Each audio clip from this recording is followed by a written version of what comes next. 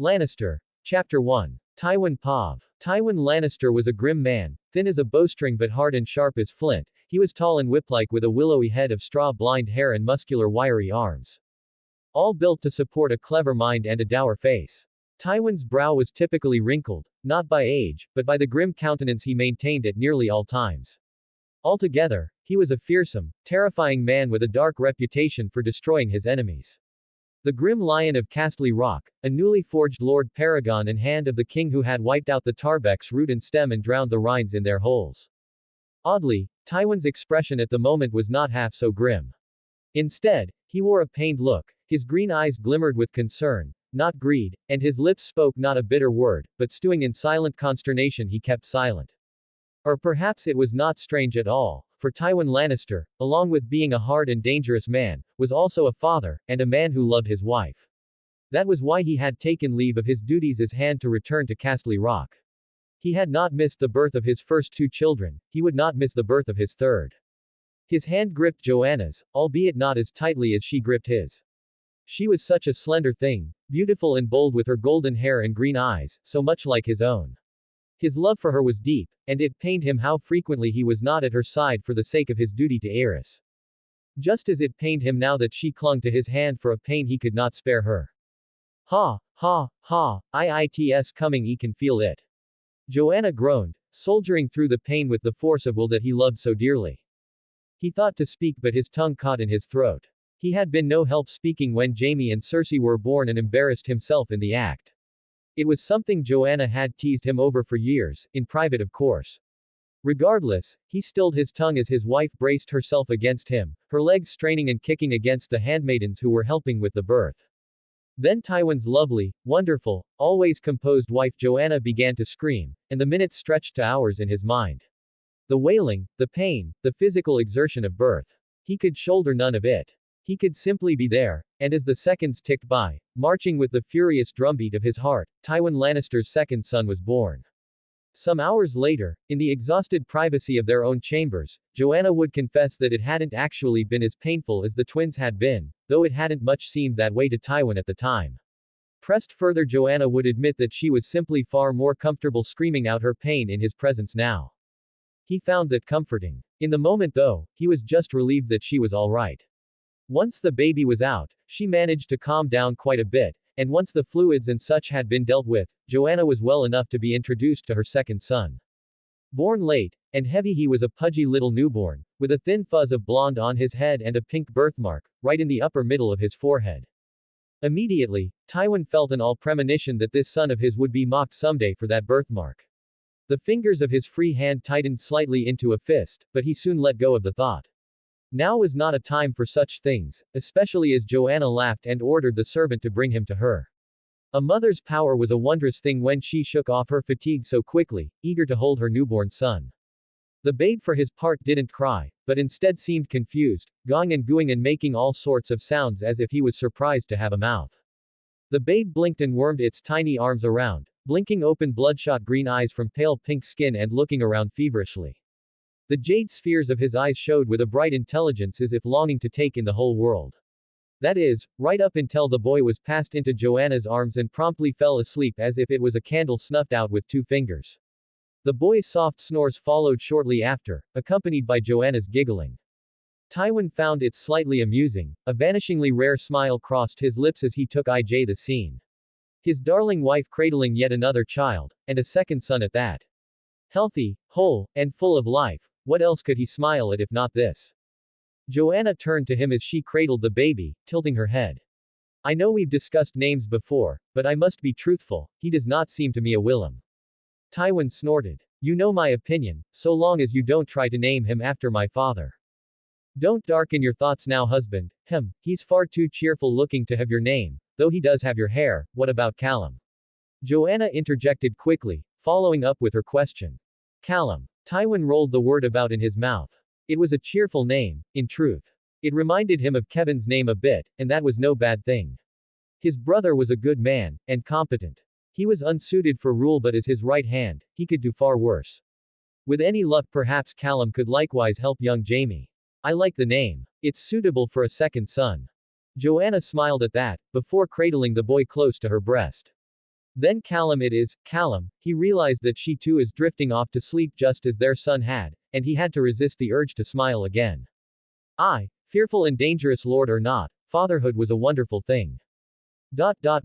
Chronicle of the Targaryen dynasty in the Seven Kingdoms. Maester Willem. 268 AC 6th moon. Lady Joanna Lannister, the wife of Lord Tywin Lannister, hand of the king, gives birth to Callum Lannister, the hand's third child and second son. A feast is held at Castle Rock, and shortly thereafter, King Aerys's court returns to King's Landing from Castle Rock where they had been staying since the last moon of 267 AC. Lannister. Chapter 2. Joanna Pav. 7 Save her from her children. They were lovely dears at times, but when they chose not to be, oh when they chose not to be. Jaime and Cersei, when they had been babes had fussed constantly with each other. They'd fought while she'd fed them at her breasts, they'd fought with their food and rolling around on the ground, and it has caused her no end of heartache not least because she couldn't tell the little troublemakers apart. Jaime and Cersei had been born near identical twins despite their divergent gender, and at 4 they very much maintained that appearance. Oh, Joanna had tried to solve it many times, putting Cersei in dresses, having Jaime's hair cut short, but no sooner had Cersei seen her brother's hair than she'd cut her own to match, and she still chuckled at the memory of the girl convincing Jaime to wear her dress and attend her lessons while she went off gallivanting and playing with a sword. The boy was lucky to be young enough that he wouldn't remember it, but Joanna was, oh, Joanna was. She couldn't wait to tell it to Jaime's wife someday over a quiet dinner. Today though, it wasn't her twins that were causing her trouble. Oh no, Joanna was out on the hunt for her younger son, Callum, as the boy had once again managed to slip from the servants' watch and escape on an adventure across the rock.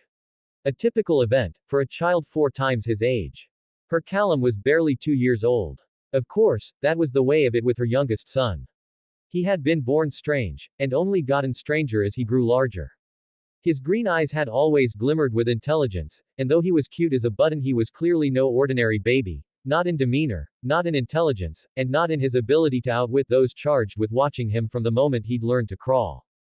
No, he had been strange right from the start. When he was breastfed he had always been polite about it, smart, and communicative. When he needed food he would just point to her breast, then to his mouth. Jaime and Cersei had just whined for hours, but Callum seemed far too impatient for that. It was as if everything about being a baby bored him. He had been only half a year old before he had figured out how to talk, though he did not talk much at first. When he had first learned his voice had been squeaky, almost uncomfortable sounding from a baby that could barely crawl, but then he learned how to ask questions, and a deluge of them began. What did a word mean? What was outside the rock? When could he learn his letters? What kind of child actually looked forward to learning their letters? Her son was always asking her questions whenever she was around, which perhaps was why she handed him off to the servants so frequently, from around the time he'd turned 1.5. There was only so much of her younger son that Joanna could handle in a day. Not that he wasn't loving, or affectionate, or cute or cuddly. He was all of those things, even more so than his siblings.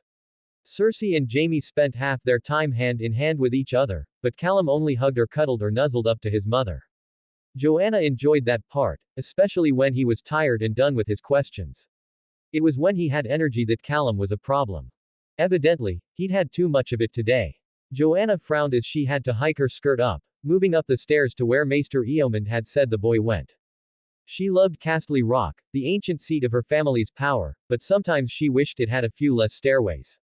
The ravens and pigeons of the castle's rookery cawed and cooed at her as she passed, creating only further annoyance as she climbed the steps to the tallest watchtower of the entire rock. The structure set at its very peak all the way back in the days of Lan the Clever. She was panting when she reached the top, huffing in great breaths of air as her knees felt like they were on fire. Grimacing, she glanced around, where the harsh sunlight left few shadows on the ancient stones. There, in the corner, her little boy stood on top of an old wicker chair, staring out across the ocean from the summit of the rock. Callum, she called, between breaths, exasperated. Stop running off, you'll kill your poor mother, she groused.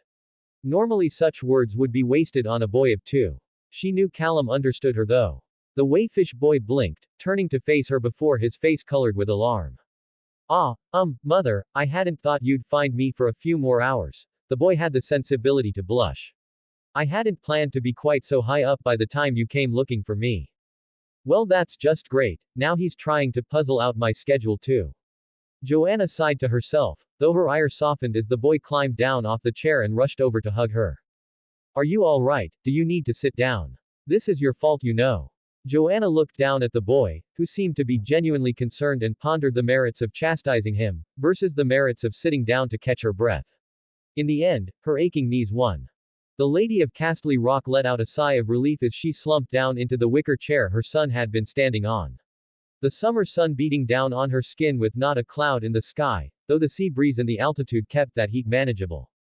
As she caught her breath, her annoyance at the little boy waiting patiently beside her started to cool, though she was certainly getting tired of chasing him down across the castle this way.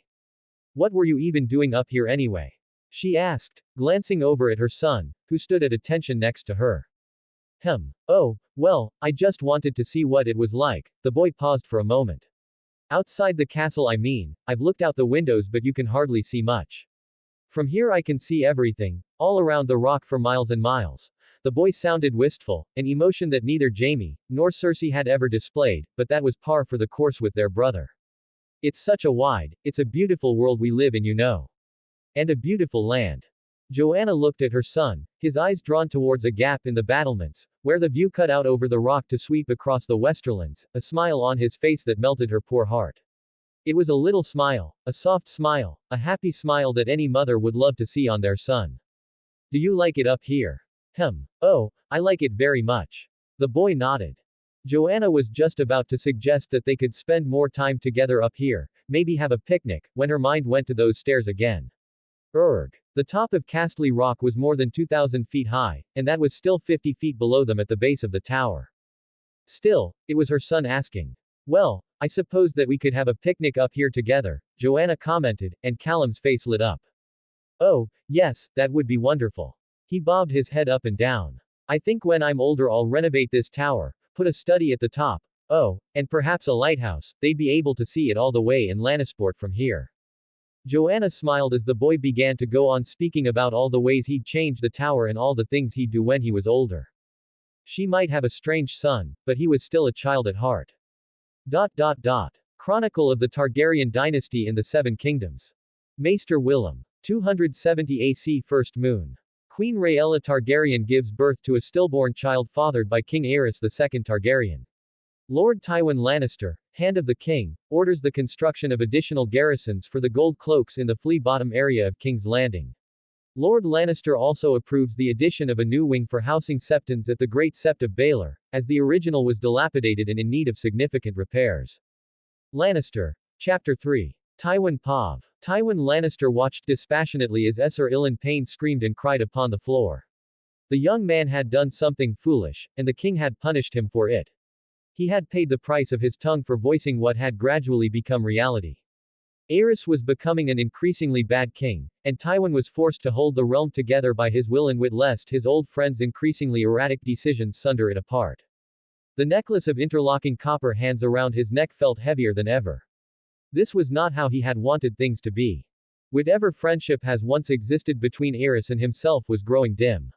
When he counseled neutrality in Essos, Aerys insisted on allying themselves to Volantis, a distant power with no real value to Westeros, and one that made famous use of slaves as well. Meanwhile, Aerys picked a fight with Braavos by refusing to pay his debts to the Iron Bank, something Tywin ultimately had to resolve out of House Lannister's purse to maintain the solvency of the crown. And now one of his most loyal men. His captain of the guard was weeping on the floor, mute forever based on an admittedly foolish slip of the tongue.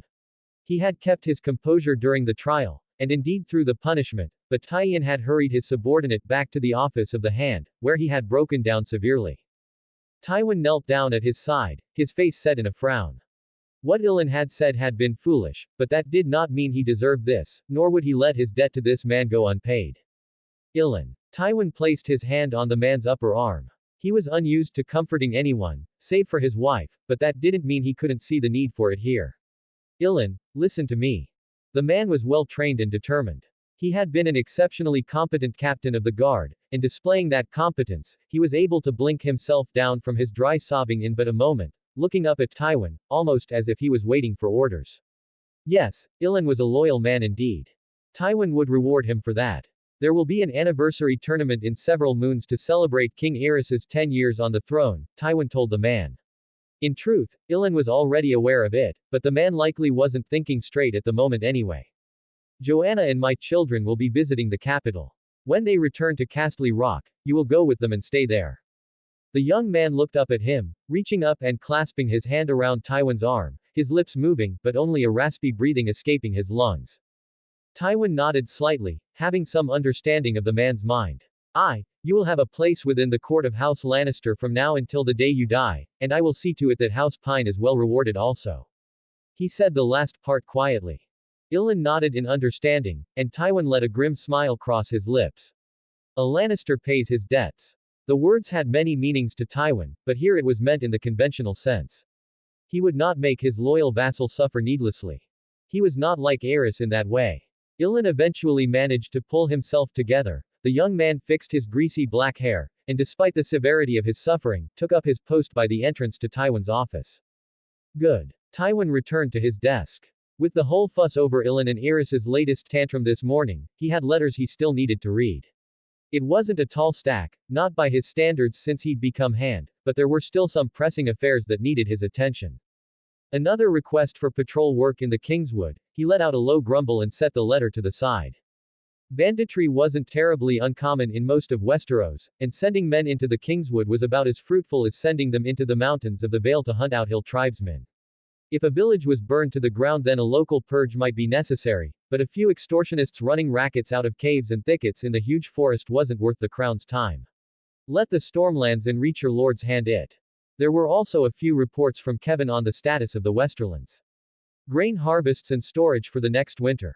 Developments in the fishing industry with a bumper year of cod and monkfish finding their way into Westerland's nets. There were a few other notable events, a lordling born here or there, and Tywin put them to memory before continuing to read. Updates on the preparations for the anniversary tourney, with all the budgets carefully planned and tracked. Tourneys were the money sink to end all money sinks, but the king wanted to celebrate his decade on the throne, and what few things he'd achieved for it. Tywin was of course required to accommodate, though at least by paying careful attention to the books he could avoid the sort of graft that was typical of these things. No, there was no reason to order new tournament banners when the banners from Aerys's coronation tournament were still in storage.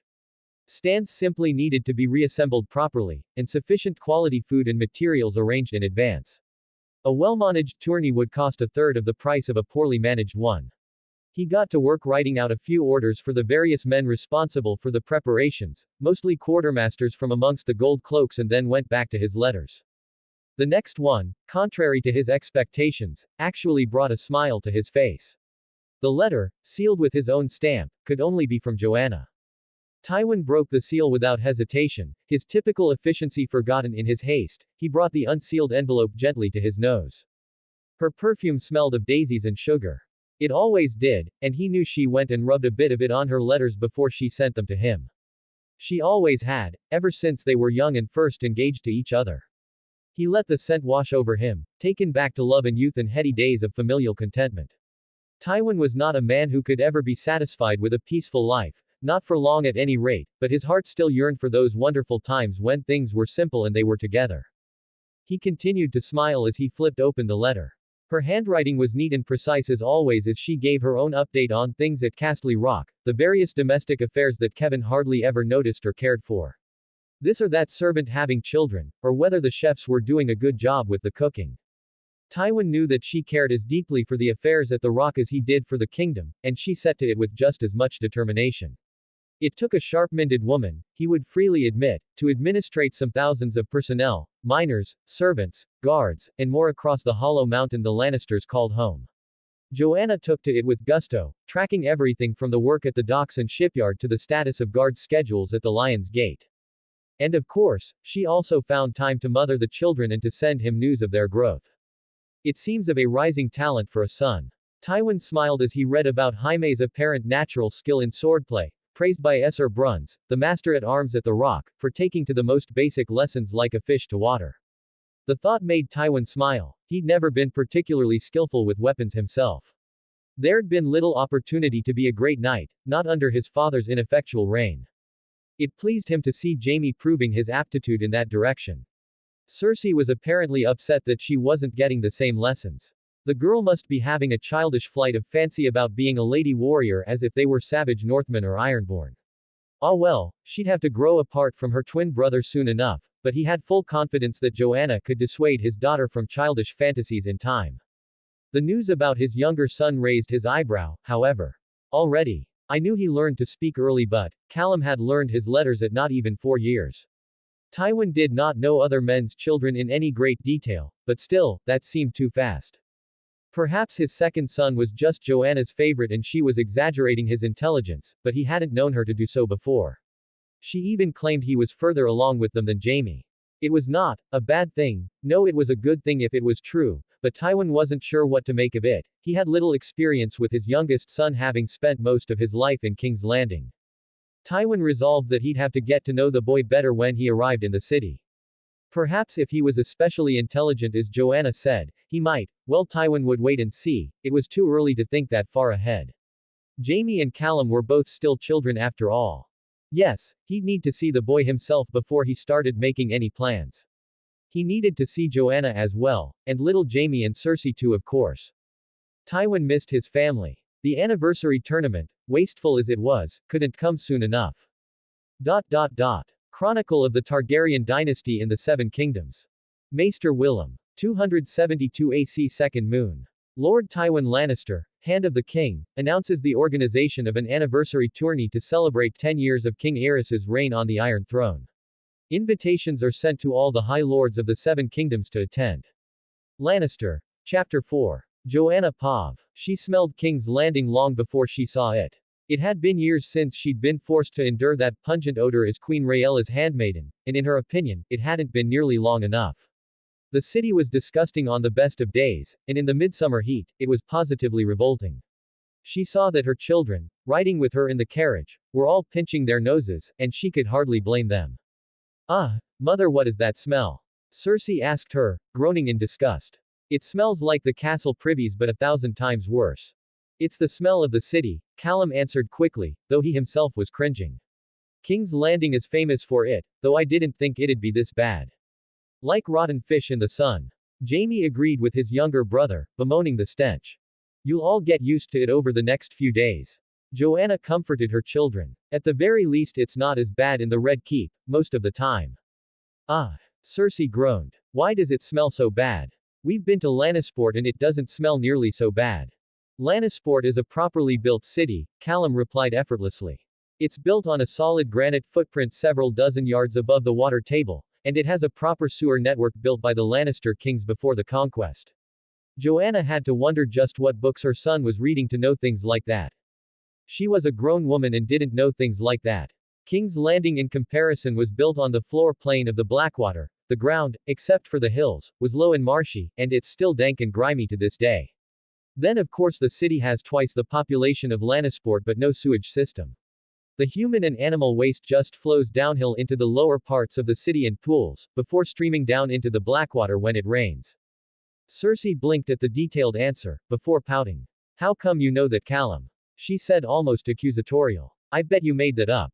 Callum knows lots of things. Jaime added helpfully, which made Joanna smile, reaching down and ruffling the hair of both twins at once. There now, no need to worry about your brother and his strange reading habits, some children are just odd, you know. Mother. Callum said, blushing at her teasing. As in other things, Callum was ahead of his siblings in his understanding of sarcasm. I'm not that odd. It's important to know these things or else your cities will smell terrible. He faux pouted, but she only smiled. Most boys don't worry so much about sewer systems, Callum. Maybe that's why they smell bad. Her younger son replied and she could only chuckle. Ah, there's the city now. Their carriage had crested one of the low-lying hills on the plains of the Crownlands, and now they had a good view of King's Landing, sweeping out in the distance before them. Well, it's not the Rock, but it's certainly an impressive piece of architecture. Callum chimed in, his eyes glued to the Red Keep, while Jaime looked in awe at the broken skeleton of the dragon pit rising over the city. Whoa, so they really kept dragons there, mother. We'll see their bones when we go to the Red Keep. Joanna smiled, patting Jaime's head again. What's the big deal? It's just a stinky city. Cersei frowned. Lannisport is better. Well, maybe, but King's Landing is still the biggest city on the continent, there's a lot to do here. Joanna gave her daughter a smile, before looking back out of the front window, blinking. Wait, is that? Oh my, stop the carriage for a moment. She felt a smile cross her face and a thrill in her heart as a party under a Lannister banner was riding out to meet them.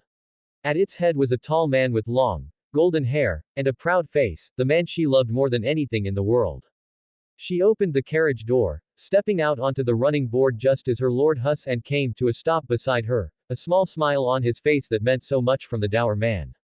Joanna, Tywin, she cried, happiness filling her head to toe as she leapt from the carriage to hug her husband, wrapping her arms around him and holding him tight, a motion that nearly pulled him from his saddle, but she couldn't care less for that minor embarrassment. Sure, he had ridden her frequently, but it had still been more than 2 years since she had seen him. I've missed you, husband, more than anything. Tywin stiffened, though she could feel him struggling to stay in the saddle with her hanging off of him, but after a moment he sighed. I've missed you as well, Joanna. His arm wrapped around her back, patting her shoulder as he returned her embrace. Now if you'd kindly allow me to dismount. Joanna giggled, she couldn't help it, and let go of her husband, dropping to the ground beside his horse. She looked up at him cheerfully as he got off of his steed, his retinue closing around them protectively. He smiled at her, still taller than her on the ground, he held her close, and her heart skipped a beat as she almost thought he'd go for a kiss. Then he let out a wry chuckle, and she saw that his eyes had turned up towards the carriage, where all 3 of their children were peeking out from the sides of the door. It seems we have an audience, he said, clearly in good humor, something that relieved Joanna greatly, for he had written of his consternation with King Aerys for some time now. Indeed we do, she replied cheerfully, gazing up at her little golden cherubs. Well then. Tywin let her go, and she felt only a hint of jealousy as he clambered up to meet his children. Let's have a good look at you all then. Chronicle of the Targaryen dynasty in the 7 Kingdoms. Maester Willem. 272 AC 5th moon. Many noble lords and ladies from across the realm gather in King's Landing for King Aerys II's 10-year anniversary tournament. Suitable housing in the city becomes difficult to find, and a tent city is set up around the tourney stands that have been raised near the shore of the Blackwater Rush. Lord Tywin Lannister, Hand of the King, orders an expanded system of levees and dikes raised along the shore of the river to mitigate the risk of flooding the tourney grounds. Lannister. Chapter 5. An. Hi everyone. If we hit 120 power stones in the next 24 hours, I'm dropping a double release. Tywin Pav. Sir Bonifer was out in the tourney today, wheeling and riding and praying to the 7 between every list. A fine enough knight and an excellent jouster, he was once smitten with Queen Rhaella, before she married Aerys, but since her marriage, he had thrown himself into the faith. Seeing him joust again was unusual, but Tywin knew that in this case, the High Septon had encouraged the man. With the high nobility of Westeros watching this tourney, he would be a reminder of the strength men found in piety. That was the theory at least.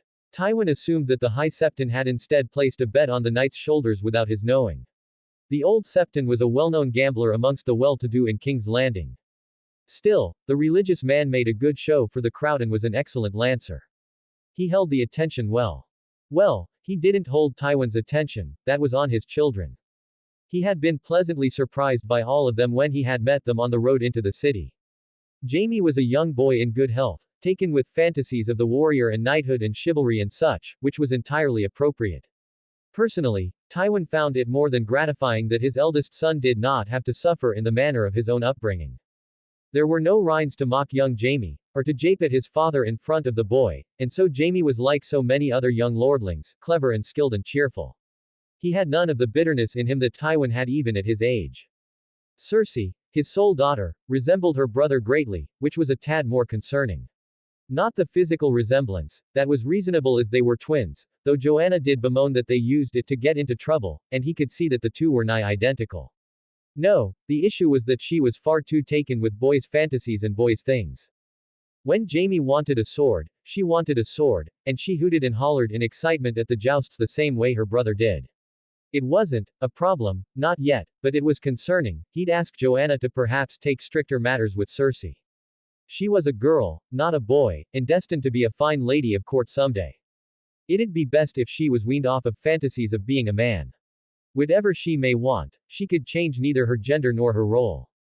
Callum, much as Joanna's letters had told, was strange. He knew far too much for a boy his age and brought it up constantly.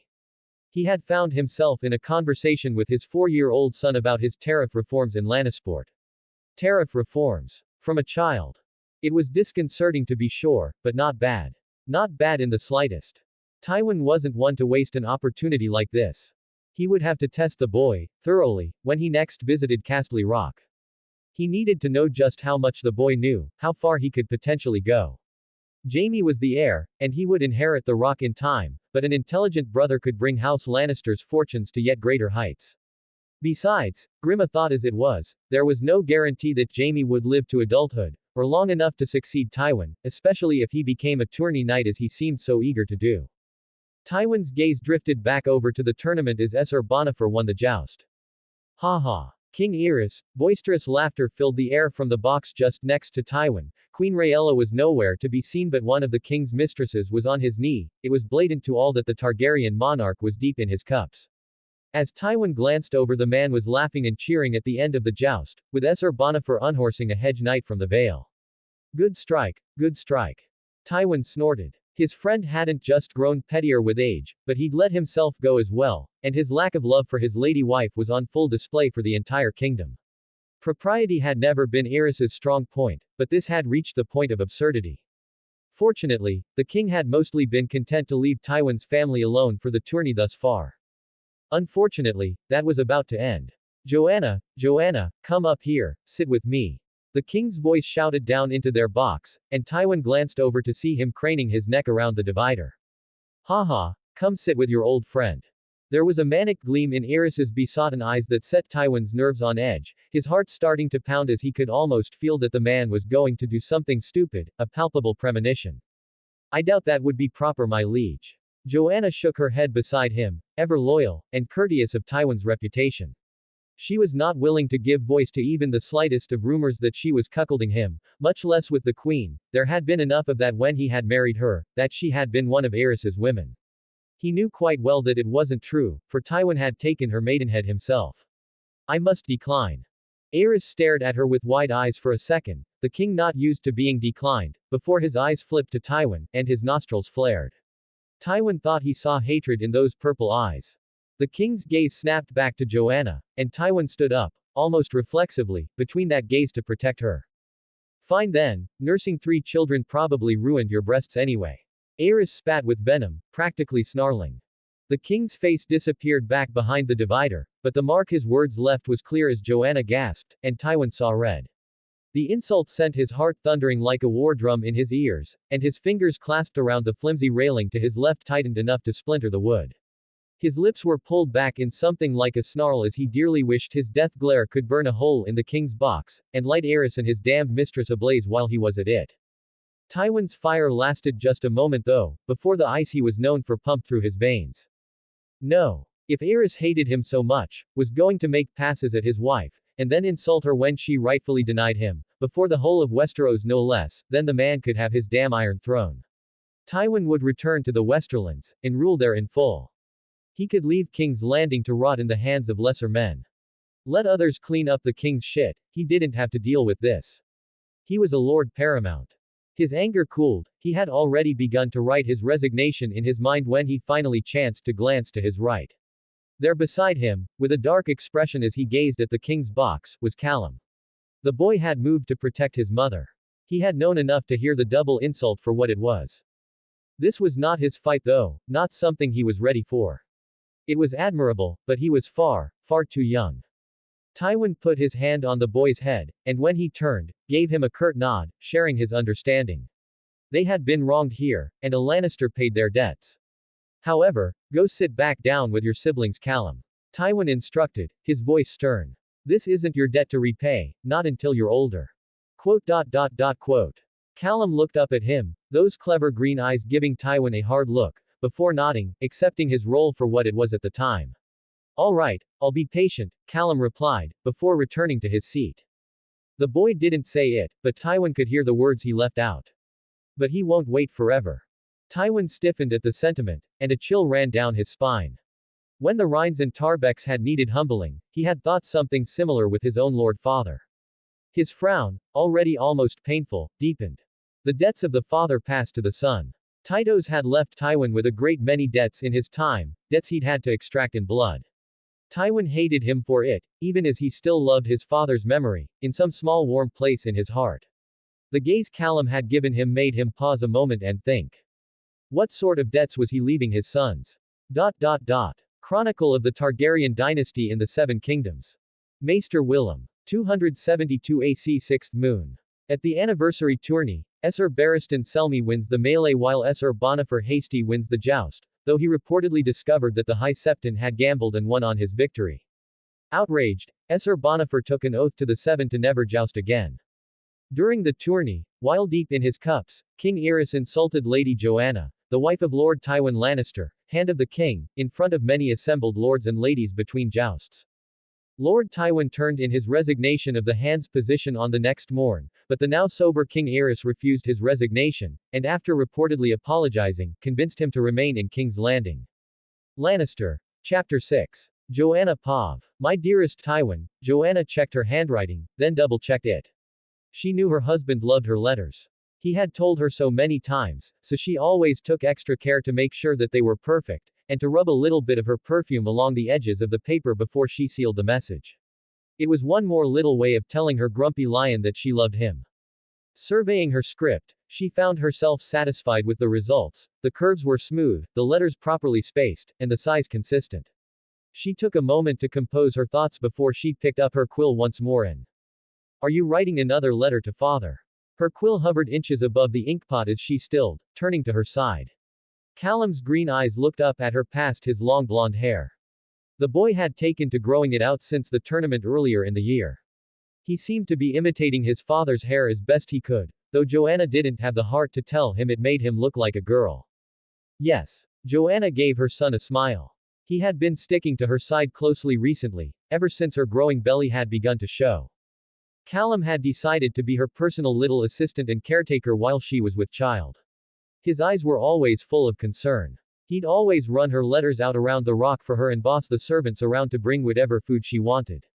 She hardly needed it, they had hundreds of servants to help her, but she enjoyed spending time with her son and the affection the small boy lavished on her.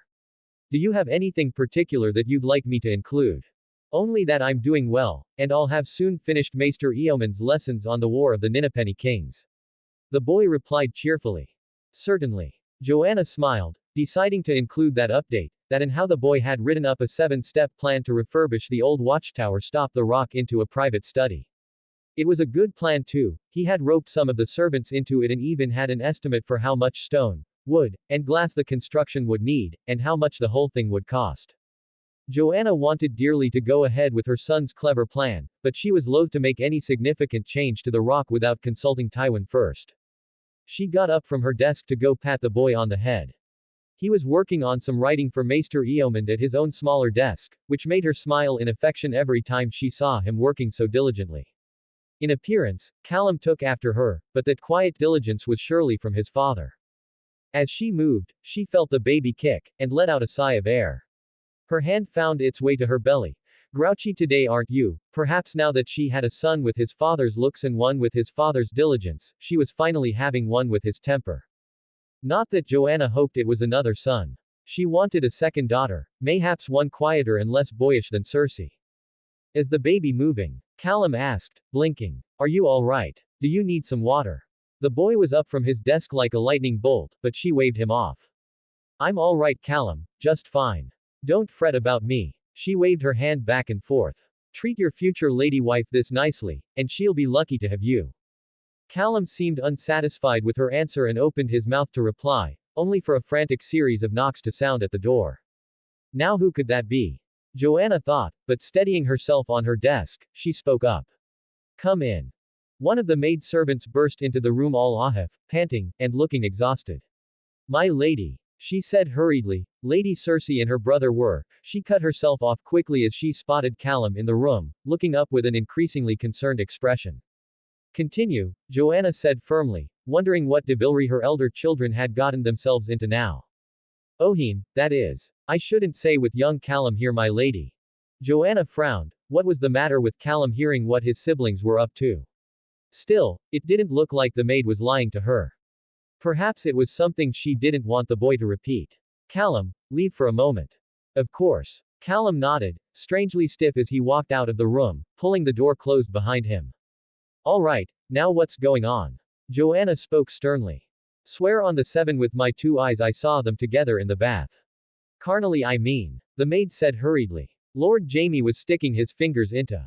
Enough. Joanna said hurriedly. Her face flushed. By the seven they're only children. She frowned. Most likely they had seen some unsubtle pair of servants coupling and decided to try it for themselves. Still, this couldn't stand. She would need to speak to them about this quickly. Thank you for bringing this to my attention. What is your name? Landra, Lady Lannister. Right. Joanna would have to see the maid dismissed from their service after this, put in a mother house on the Fair Isle with a bag of coins to buy her silence.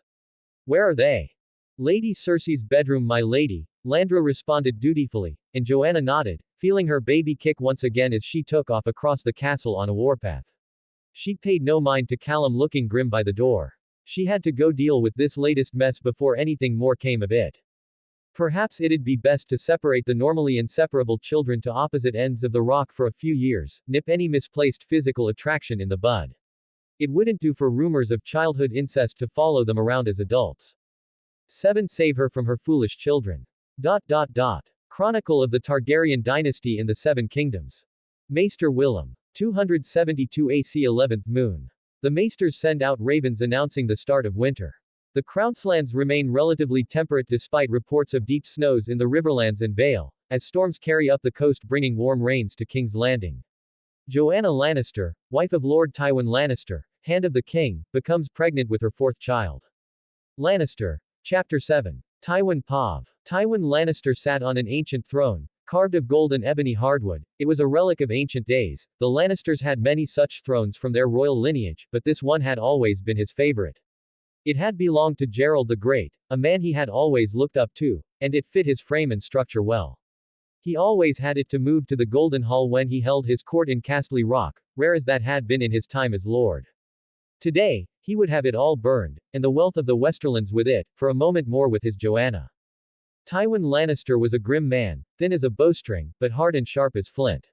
He was tall and whip-like, with a head of willowy blonde hair, muscular, wiry arms, and a gaping hole in his heart. He held his hand over his eyes as he leaned back over the railing of his throne and wept. Tears dropped down beneath his gaunt fingers and sobs echoed around his empty hall. For all his cunning, diligence, and power, Tywin Lannister was still a man. He had loved Joanna and loved more deeply than many men, small folk or lord alike. Raised a grim, thorny pillar of iron, he had let his wife shape him, let only her hands work him into something more honest, something more true. He would have gone to war to protect her, would have slaughtered every man in the Seven Kingdoms, and paved a road in their skulls so her feet need not touch the ground. Tywin sobbed. It has been utterly, repulsively beyond his control. Like so many other wives and mothers, she had gone to fight a woman's war and died in the battle. His twisted, disfigured newborn son her murderer, a jest by the seven upon all the careful works and kind-hearted love ever wrought or felt by men. She had given birth 3 days ago and her womb had sickened. This morning she had died, all while his little children, his 2 sons and 1 daughter had sobbed over her. Little Callum had held her hand until hours after her heartbeat had stopped. And Tywin had stood there dead-eyed, knowing that the stranger was coming for the one he truly loved. Knowing that he was having the only thing worth more than his house from him, unable to let himself cry, unable to speak, unable to even take fair revenge upon the thief who stole her from him. He would have thrown the baby from the peak of the rock and cast it down to the ocean where it could be dashed against the rocks. He could hardly bear to look at the baby, Tyrion, and not for his hideous appearance, but for the indescribable rage that filled him. For the temptation to make himself a kinslayer, to slay the boy and end this curse that the seven had laid upon him. But he could not do it. No, he could not do it. Too weak he was, too weak to make himself a kinslayer for Joanna's sake, to end the gruesome parody that was their youngest and last child together. For Tyrion was their child, hateful and wretched as he was. There was some part of Joanna in that boy, and Tywin feared to hurt what remained of his love far more than he feared the title kinslayer. And so the murderer would live, and every time he saw his horrible face Tywin would remember that he had been too weak to take his revenge. That he was too weak to pay the debt that fate had foisted upon him in cruel jest. And that his body was still without a heart. Tywin sobbed bitterly as he swallowed down his snot. Tears dripped from his chin and fell to his doublet, staining the fine velvet cloth as they made their slow and meandering way to the cold stone floor. An empty hall with an empty-hearted lord, filled with cold echoes of bottomless sorrow in the night. Tywin didn't know how long he sobbed for, the gaudy decorations of the golden hall his only company in the depths of the night. His tears had long since dried, but the sobs still came to his sore, dry throat as the night wore on, and he was finally distracted from his sadness by the distant pitter-patter of small footsteps on the polished marble floor. The light in the hall was dim, illuminated by a dim solitary brazier against one wall, but even so, he could make out the long, frizzy hair of his son glinting gold in the firelight. Father, Callum's voice was dry and croaky, raw with overuse. Tywin realized with a start that he must look a mess. There were stains of dried snot and tears down his chin and onto his clothes, and he was entirely disheveled. His own was voice cracked and dry as he answered. Callum. He didn't even have the heart to tell the boy he ought to be asleep. He couldn't sleep, so how could his son? They had both lost Joanna today. Jaime is mourning with Cersei, and Tyrion is with the nurses, Callum said.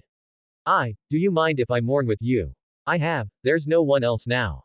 Tywin looked at his son, those green eyes glinting in the light, reddened and crusty from crying. He was so small, smart to be sure, but still so small. Far too small to lose a mother. A mother he took after more than his siblings. Callum had her eyes, her chin, her nose, most certainly her hair. Tywin sighed, he hated to show weakness to his sons. It reminded him of Tytos, and his feelings for his father were too dark and complicated for this already terrible night. Come here, boy, Tywin said at last. And Callum scurried over quickly, stopping just a foot or so away from Tywin, still seated on his throne, where he had been for many hours. Father, Callum looked terrible, seeing him this close. Probably just as bad as Tywin did. Hush, Tywin ordered sternly, reaching forward with both arms, he dragged the boy into a tight embrace, pulling Callum up onto his lap. The boy yelped in surprise but calmed as Tywin placed the boy's head against his shoulder. He seemed to realize what Tywin was doing, though he was still stiff with shock, even as Tywin patted his back. Perhaps Tywin was simply terrible at comforting his children. That wouldn't surprise him. Still, this night he was feeling empty enough to try. There, to mourn a great loss is not weakness, Callum, Tywin spoke in his croaky voice, but the words felt hollow. He would not cry like this were he to lose his whole army in a battle and be bound for the executioner's block. But then again, that would not be so great a loss. I will mourn with you. Tywin felt teardrops hit his shoulder, and time seemed to slow between them. A long silence punctuated only by a single croaky whisper. I'm sorry. Even decades later, Tywin never understood just what Callum had meant.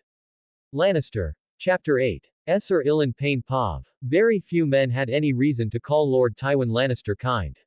Rather the opposite, his humorlessness and cruelty were somewhat games throughout the realm, in no small part due to his own funding of mummers to play, the reigns of Castamer, in every tavern in the Seven Kingdoms. Promoting a song about how you drowned a noble household alive tends to build a reputation. Still, Ilan was one of those very few men who had a reason to feel otherwise. He had offended the king and lost his tongue for it. A mute, Lord Lannister had taken him into his household and paid his debt to him in full as far as he was concerned. He'd be a Lannister man till death from that alone. He didn't consider himself an honorable man by any means, but you'd have to be a worthless dog to repay that kindness with less than loyalty. Still, since he'd arrived at Castle Rock, he'd found himself somewhat limited in duties. The Rock already had plenty of guardsmen, a captain, and a master-at-arms. Ilan certainly wasn't satisfied with a position below his status. He had been the captain of the guard for the hand of the king, after all. So instead he found himself with little to do, taking a pension from the Lannisters and rotting away in a pleasant but unremarkable room. Oh, he went out and trained in the yard to keep his skull sharp, but it was his mind that was rotting. There was nothing to do, nothing to challenge him, and men dismissed him as if he wasn't there. They forgot that he was mute, not deaf.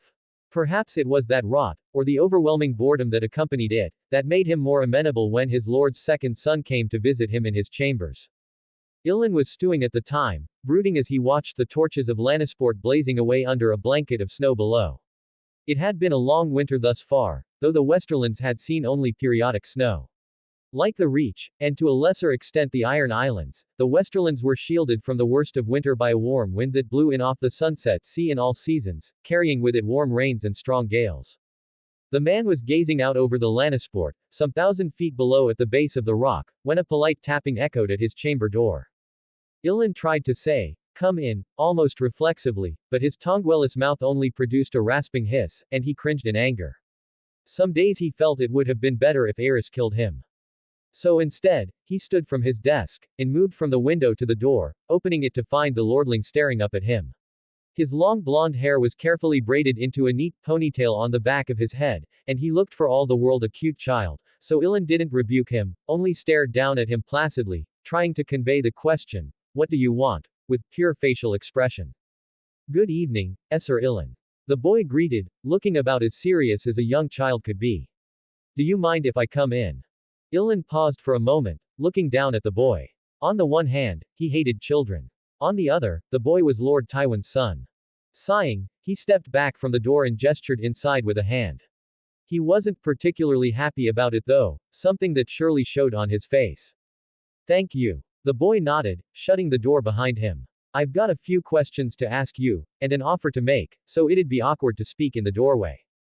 Ilan raised an eyebrow, returned to his chair by the window, and sat down, letting the boy have his say. The lordling might be annoying, but at least he'd gone out of his way to talk to Ilan. Very few people bothered talking to him these days. He motioned for the boy to continue. The boy nodded. "Ah, well, first off, I understand that you were my father's captain of the guard back in King's Landing. I'm making some assumptions here, so if you could nod your head if it's something that was part of your job as captain of the guard, and shake it side to side if it was not." Ilan stared at the boy. "Thumbs up and thumbs down then." Ilan raised his thumb. "Very good." The boy pulled out a sheet of paper and began to read. "I understand that you were responsible for managing a large group of guards, as aside from the King's Guard proper, the Red Keep's guards are assigned to the hand, is that correct?" A thumbs up. Ilan had commanded nearly 100 subordinates. More if you counted washerwomen, servants, and such. "Good, alright," the boy made a small mark on his paper. "I assume you commanded more than just guards as well, that many men need additional help if they're to be suitable guards." Ilan gave another thumbs up. He was enjoying this now that the boy was asking about his work. It reminded him that he had actually been quite an important man, before the king's tantrum. The boy made another mark and continued. "All right, and you worked directly for my father." He gave the boy a thumbs up. "Did my father ever ask you to collect intelligence for him? That is, did he have you report on what your subordinates were saying, or had heard?" Ilan blinked. He had of course, but spying in the Red Keep, well everyone did it, but that didn't mean you admitted to it. Still, this was his lord's son, so he supposed there was no harm in acknowledging it. He gave the boy a thumbs up. "Excellent." The small boy's voice dripped with eagerness as his smile grew wider. "And did you use that process to dig up specific bits of gossip or information, for my father I mean?" Ilan paused, a bit uncomfortable at the inquiry, but slowly raised his thumb. He was curious about where the boy was going. It was certainly the first time he'd met a child who was interested in these things. "Damn, and father was letting you waste away down here." The boy shook his head, blinking. "Well, I suppose you deserve the pension, but still, I can't believe he left a perfectly good spymaster sitting at Castle Rock doing nothing." Ilan blinked. He raised his hands in front of himself and waved them back and forth. He wasn't a spymaster. He was a guard captain. Those were completely different things. The lordling rolled his green eyes. "Whatever you want to call yourself, I've got a position to offer you. I need ears, and eyes as well, but mostly ears, outside of the rock. I'm a child still, but an impatient one. I want to know more about the Westerlands. I've got plans, but I won't know how feasible they are until I have some actionable intelligence to work with." The boy scratched his cheek. "You're a reliable sort, highly qualified, and not currently doing anything. Why not work for me instead? My father's already paying you." Ilan paused for a moment. He actually liked the sound of that offer. It wasn't exactly as honorable a position as captain of the guard, but working as a spymaster for this frightening child wasn't a terrible idea. It at least recognized his abilities and put him in a position of power and authority. It was something he'd been missing during his time in the rock. Still, there was one issue. Ilan pointed at his mouth. The boy blinked. That's, can you read and write?" Ilan gave him a thumbs down. The boy frowned, and Ilan was sure he saw fires dancing behind his green eyes. "Well, if that's all, then that's something I can fix. Work for me and I'll teach you your letters." Ilan glanced down at the paper the boy had been writing on. Neat flowing script he couldn't understand at all stared back in the dim torchlight. The knight shrugged. Even if this was all a childish fancy, it still beat doing nothing. The boy smiled again when he gave him a thumbs up. Perfect, we'll start tomorrow at dawn, top of the high watchtower. Sir Ilan Payne nodded. He'd be there. Chronicle of the Targaryen dynasty in the Seven Kingdoms. Maester Willem. 274 AC 5th moon. King Aerys II Targaryen's youngest son, Jaehaerys Targaryen, dies of poisoning at only 3 moons old. King Aerys has the wet nurse responsible for protecting the boy beheaded. King Aerys then confirmed by means of torture that the family of his mistress, one Holen alone, had conspired to kill the boy. The lone household was thus tortured to death and is now extinct. King Aerys now refuses to eat any food, nor consume any drink, having entered a fast to mourn his son's passing after the funeral rites were finished. Additionally, Lord Ronald Connington of Griffin's Roost fathered a son and heir, Ronette Connington, by his wife Mola Connington. Lannister. Chapter 9. Kevan Lannister Pov. He sat on a comfortable wooden chair, high-backed and well-made, with velvet cushions that kept him from aching too badly after hours and hours in it, listening to petty disagreements that he didn't care about and accusations of crimes he didn't have time to investigate. Passing judgment on most of them was a matter of expediency and calculated benefit to the realm, more so than anything resembling justice. Pragmatism was the rule of the day, at least in the Westerlands.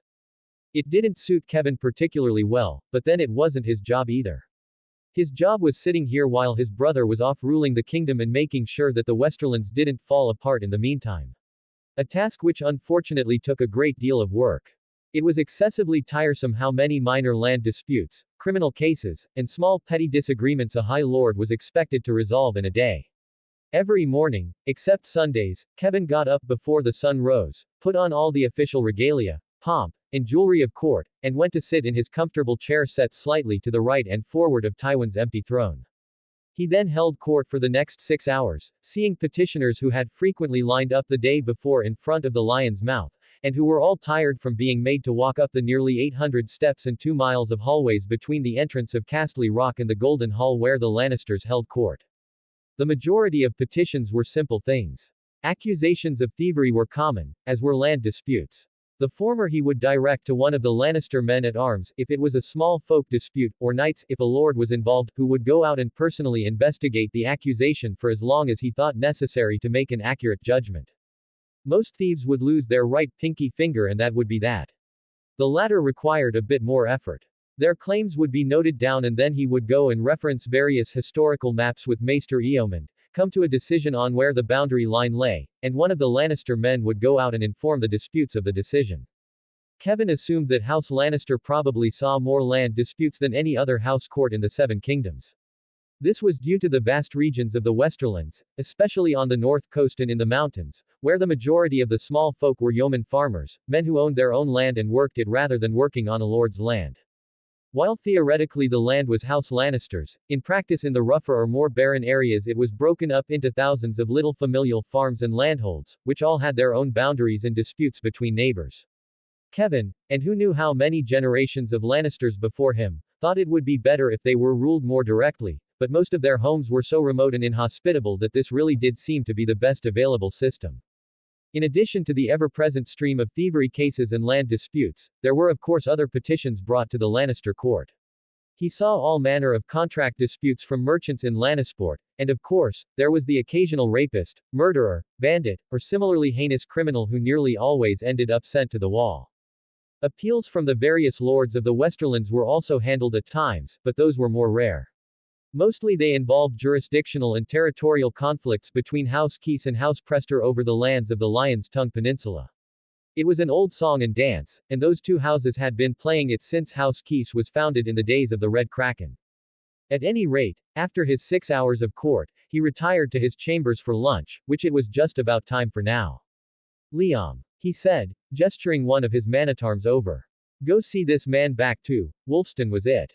Aye my lord, the farmer nodded hurriedly. South of Olix Rock, that was in former Rainlands, lovely. Accompany this man back to Wolfston and see to it you find out the truth of this cattle thievery matter.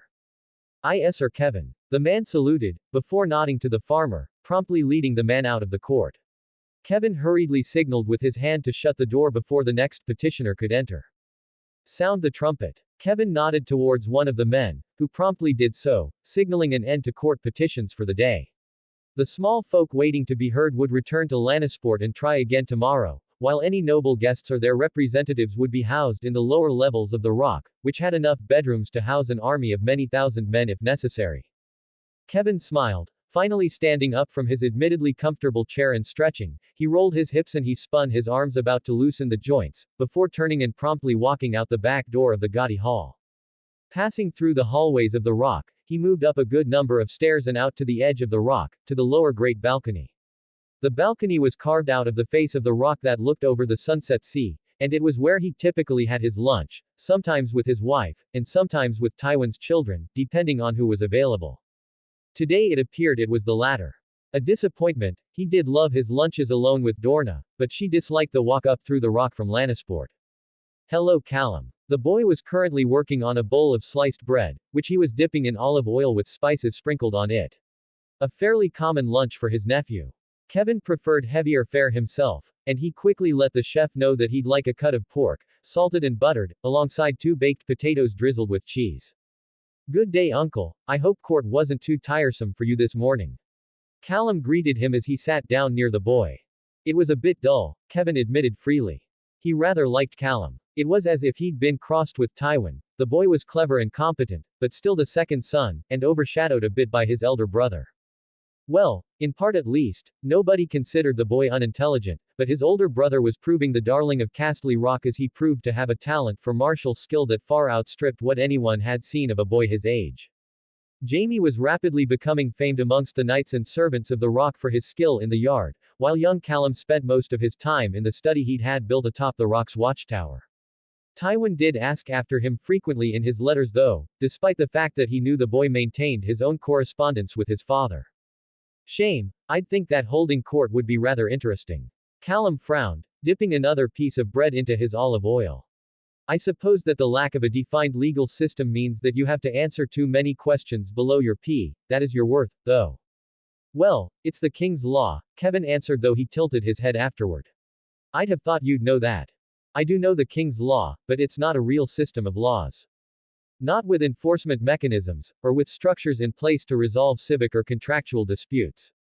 It's just a mess of criminal codes and regulations put in place by successive generations of Targaryens with no real end goal or overall concept in mind. Callum bit into his bread, chewed it, then swallowed it down. There's too much of that in our 7 kingdoms, lots of informal understandings, but nowhere near enough actual laws. We lack for mechanisms of government as well, the boy grumbled. Mechanisms of government is it? Kevin asked. Callum nodded, swallowing down another hunk of bread. Like the bailiffs the Dornish used to collect their taxes instead of men-at-arms. There are quite a few roles in government that learned men ought to fill so that lords can spend their time doing more useful things. I'm writing a treatise on it. A treatise. Now Kevin's curiosity was piqued. With Maester Eomon's help I presume. Yes, though most of the concepts are my own. Callum nodded. I mean, even the position you're holding for father right now. Materially, you're functioning as a sort of stand-in lord while my father is at King's Landing, but your title is still only Esser. There should instead be an official position clearly denoting who has the authority to act in the lord's place while the lord is away. Callum waved a chunk of bread in the air. That way if father were to leave on a short-term basis without designating the role specifically, it would still be obvious to everyone involved. Likewise, we Lannisters have too much land for one house to manage the way we're doing it. We need the ability to delegate governing responsibilities without actually creating new noble houses. Kevin blinked, taking all that information in. He spent a long time sorting through what the boy had said, organizing his thoughts, long enough that his food arrived, though he didn't touch it right away. And how do you suggest we do that? He finally asked after a long bit of thought, considering his nephew's words. Well, that would be spoiling my treatise, but if you must know. Callum chuckled to himself, a high-pitched sound in such a small body. I posit the creation of a position called Lord Temper, short for temporary. A man of suitable education and standing would be assigned the position to rule over a region for 5 years, during which time he would have the authority of a lord in his designated territory, but not the ability to pass on the lands he ruled to his family. By this means, House Lannister would maintain control of the vast territory that our ancestors, and particularly my father's works have acquired us.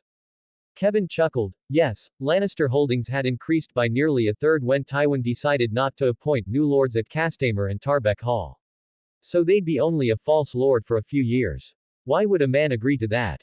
Why? Well, two main reasons. First off, because he is likely a household or landed knight, a maester, or perhaps a particularly useful merchant, not a lord himself already, and secondly because one can become very rich even by being a lord for only 5 years, and that wealth might still be passed to your children, even if you don't pass on lands or the like. Callum smiled. The best choice would likely even be family members, like you or myself, uncle. Father could appoint you Lord Temporary of Castamere and you'd rule it for a few years, better the land there, and then be done with it and wealthier for it. Kevin scratched his chin. Yes, that was a rather clever thing, wasn't it? Held all the power in the overlord hands, while still bringing the benefits that a local lord might provide. He wouldn't mind holding a position like that if only to build some wealth for his eventual children. Tell me more about this position of yours, Kevin said, a bit eagerly. Do you think your father will approve of it? I think he will if I ask correctly. Callum said cheerfully. As for the position, well, I think it would be best if no Lord Temper was appointed twice to the same region, at least not for 10 years in a row. To avoid conflicts with inheritance and potential for rebellions and such. Chronicle of the Targaryen dynasty in the Seven Kingdoms. Maester Willem. 275 AC Second Moon. The Maesters send out white ravens announcing the arrival of spring in the Seven Kingdoms after a 3-year winter. Celebrations are held across Westeros as the end of a relatively mild winter leaves little in the way of starvation or damage in its wake. Even the north is spared any terrible population loss despite the long winter. King Aerys II undertakes a walk of shame from the Red Keep to the Great Sept of Baelor after several months of fasting. He declares that he shall never again take a mistress and instead always be faithful to his wife Queen Rhaella. The High Septon celebrates this renewal of the proper good of marriage before the seven. Lannister. Chapter 10. Prince Aberon Martell Pav. Aberon Martell was rather enjoying travel. He quite thought it suited him, sailing about from place to place, meeting new lords and small folk alike. It was a life of adventure that called to him. Not one for seasickness, and a quick hand at just about anything. In his own estimation, he spent most of his time aboard the Sundagger on the deck, watching the captain drive the men, learning the ways of wind and sail, and chipping in to help here and there. The sailors certainly appreciated it, and nothing made Aberon smile quite as wide as hearing the men call him a friend. It was the sort of life he'd dreamed about, growing up in Sandspear. He'd sail the Stepstones fighting pirates, quest to Essos, and visit the ancient homeland of his Rhoynar ancestors. With the wind in his hair, he'd journey to Far Yi Ti and the Shadowlands of Ashai, and see all that the world had to offer. In truth, his dreams hadn't changed much since he was a child, only that he'd discovered women in the meantime and found other things he wanted to explore also. For now, however, he was under his mother's supervision, and Princess Enella Martell had ruled all of Dorne by her wit and perception. He knew that he could get away with little while she was here. You're fidgeting, Aberon. The woman in question commented idly, sitting on the deck of the ship like she owned it, which she did. Calm down, we'll be able to see the rock soon enough. How do you know, mother? You've never even seen the rock yourself. Elia, sitting beside her, asked curiously. Because child, we've passed Lobster Point, several hours ago and we're making a steady clip. The rock is nearly half a mile high and 6 miles long. We'll be able to see it long before we see, I believe that's it there now. Aberon blinked, following his mother's outstretched finger to see a distant red bump on the horizon. Glancing back at her he gave a pleading look. Mother, may I have? Yes, Aberon, you may use the far eye. She smiled and shook her head. Just share with your sister, all right. Of course. Aberon snatched the device up from beside his mother, and along with Elia rushed to the prow of the ship, pressing the bronze tube to his eye. Over the distant bounding main, he could see the massive face of the stony mountain rising up above the distant waves as if it stood alone, a titan on the ocean. Red-brown stone in a monolithic shape. With the far eye's aid, he could make out along its walls countless tiny windows, balconies, lookouts, and battlements, covering the huge mountain as if it were an anthill. At its very top, he made out what looked like a watchtower, protruding from the summit. The top of the watchtower had some sort of wooden structure with windows that glinted in the sun's light, but he couldn't make out more than that from so far away. That is a big castle, the princeling mumbled. If those windows and battlements were of normal size, you could fit the whole town of Sunspear inside that mountain and the back end of it would reach nearly to the water gardens. He idly handed the far eye off to his sister, his eyes still fixed on that distant red lump on the horizon. A baron had seen the Hightower in Aldtown just a few weeks ago, but the sheer difference in scope was enormous. I can see why they call it the greatest seat in the Seven Kingdoms. He murmured to himself. Just the sheer distance you'd need to walk from one end of the castle to the other. They must have miles of passageways, Elia noted beside him. Running all through it like a beehive. Halls and tombs and mines. I hear the Lannisters have been mining the rock for thousands of years and yet still find new veins of gold there. No wonder they say Lord Tywin shits gold. Elia. Their mother chastised them. We're going to meet that Lord Tywin. Do try to keep your tongue in check, girl. Sorry, mother, his sister grumped, before handing him back the far eye. He could see Lannisport now as well, the city stretching out to the south of the rock and its busy harbor filled with merchants and warships. Seems the Lannister fleet is in the harbor. Will we be docking there? No. Enella shook her head. According to the letters, we should dock inside the rock. Inside. Elia sounded curious, but a baron didn't hand her the far eye back yet. He was curious himself after all. Ah, I see, there are great caves in the ocean at its base. The Lannisters must have a dock inside. A baron smirked as a thrill went through him, handing the far eye back to Elia once again. The world is truly full of wonders. I had thought Old Town was impressive, but this castle holds greater wonders yet. He paused for a moment. Only, I hope this doesn't spoil me on smaller castles. Size is good, but it's not the only thing that matters a baron. His mother teased, making him blanch at her innuendo, while Elia only laughed. So this was Lady Joanna's home, mother. Indeed. The Princess of Dorne nodded.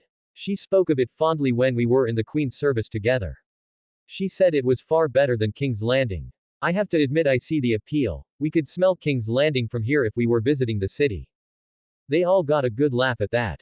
Their mother smiled along and speculated on just how much gold was really hidden inside the rock and how far one had to walk to find a privy as the crew of their ship brought them at last into the towering caves at the base of the mountain. The smooth rock of the cave mouth formed an oval some 200 feet high, which in a baron's mind put into perspective that yes, all of those battlements and balconies he had seen on the mountain above were full-sized. This castle truly was the largest in the world. The inside of the bay held a large dockwork, with 8 or 9 piers and several shipyards. Along the roof, there were great cranes strung up, which seemed to be built to carry ships up onto a series of stilts that sat back inside the depths of the enormous cave. He could see several ships on those stilts now, where workers scurried about chipping barnacles off of the planks of well-traveled dramons or assembling new hulls entirely within the sea cave. The sounds of their hammers and words echoed around the high stone roof and made the cave feel alive with industry. As they reached the dock within, and the gangplank was lowered, they were met by a greeting party of blonde-haired, green-eyed nobility, with bright smiles and all-around pleasantries. Welcome Princess Enella, Princess Elia, and Prince Abaron as well of course. A slightly portly blonde man greeted them. I'm Sir Kevin Lannister, brother and castellan of my Lord Tywin, and this is my sister Lady Jenna. He gestured to the cheerful blonde next to him, who gave them all a friendly wave. And of course, these 3 youths are Tywin's children, my nephews Jaime and Callum Lannister, and their sister Cersei. The 2 boys bowed slightly, while Cersei curtsied. A baron glanced down at them as the Dornish party descended the gangplank. They were quite a bit younger than him. Perhaps 8 or so years, for the older ones, and 10 for the younger. Still, they seemed pleasant enough. He knew that Jaime was the son and heir, but he hadn't heard of Callum or Cersei, so he greeted them in turn after their mother, who stopped to coo over the younger one, Callum. Ooh, you look just like your mother. She said sweetly, stopping to hold the boy's face up. She had those same freckles. Ah, the boy replied, seemingly taken aback by the closeness. A baron found it often put the non-Dornish off guard. I suppose. I've been told I also have her chin, her hair, and her eyes. Callum replied, before smiling. I've also been told I've got my father's mind though. And his bookishness. The boy's older sister chimed in, with a teasing but slightly mean tone. Cersei. The elder brother said in faux shock before all 3 siblings started to giggle.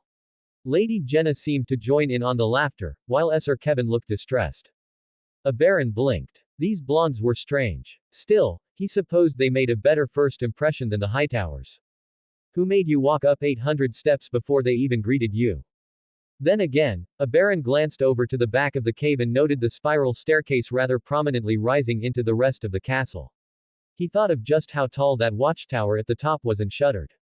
It seemed he'd be walking up steps whether he wanted to or not. Chronicle of the Targaryen dynasty in the Seven Kingdoms.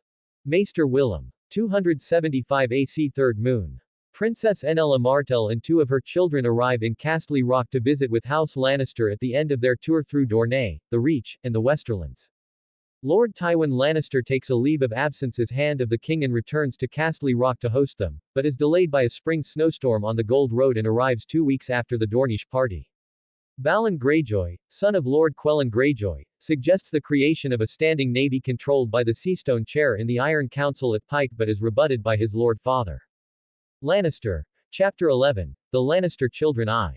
Elia Martell Pav. Their hosts had certainly made an impression during their first week staying at Castle Rock. While the distances one had to walk within the monstrous stone fortress were somewhat distressing, the Lannisters were gracious and hosted them, appropriately given her mother was Princess of Dorne, in the familial section of Castle Rock, near to the very summit of the mountain. Their rooms had windows looking out over the city of Lannisport, where they could watch the dromons and merchant ships coming into and out of the harbor. Every morning and evening they dined with the Lannisters on one of the grand balconies, a strong carved hollow in the side of the mountain face that looked out over the ocean. From the balcony's window, she watched the great shadow of the watch stretch out over the sea in the morning, and in the evening the sunset filled the sky with glorious golden and red hues as it reflected off of the ocean and the clouds.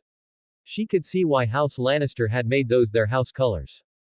Elia was certainly enjoying her time there. The food was good if a bit mild by Dornish standards, but that seemed to be more a matter of the spices the chefs chose to use than a lack of access to them. The views were excellent, and the Lannisters were not stuffy, boring, and reclusive the way that the Hightowers had been. Kevin Lannister was a decently friendly fellow, and rather mindful of her mother's status as princess, took great effort to show them all appropriate courtesy. Meanwhile, his sister, Jenna was more free and open, a woman who would do well in Dorne, Elia thought. She certainly seemed to lead her mousy Frey husband around by the nose. Of course, while this was in part a social call, the end of their long tour around Dorne, the Reach, and the Westerlands, their arrival in Castle Rock also served a second purpose, one Elia had to consider, as her mother and a baron were both happy to remind her. No, she, and to a lesser extent a baron were here to assess if there were any compatible betrothal candidates amongst Joanna Lannister's children. To that end, Elia had taken a bit of time to get to know them. Jaime appeared to be, to Elia's understanding, a typical boy of his age. Obsessed with swordplay and knightly things, he became fast friends with a baron, who regaled him with stories of their travels up the coast and what life was like in Sunspear. According to a baron, Jaime showed enormous promise with the sword, even young as he was, which interested Elia mildly. It would be interesting to have a great warrior lord as a husband, even if he was the Lannister heir, and she would certainly have to give up her Martell name for him. She could certainly imagine a favorable arrangement where her husband would go off and destroy their enemies while she managed the affairs of the realm, and she certainly wouldn't mind a husband who could name her the Queen of Love and Beauty in a tournament. Overall, he seemed a suitable enough choice.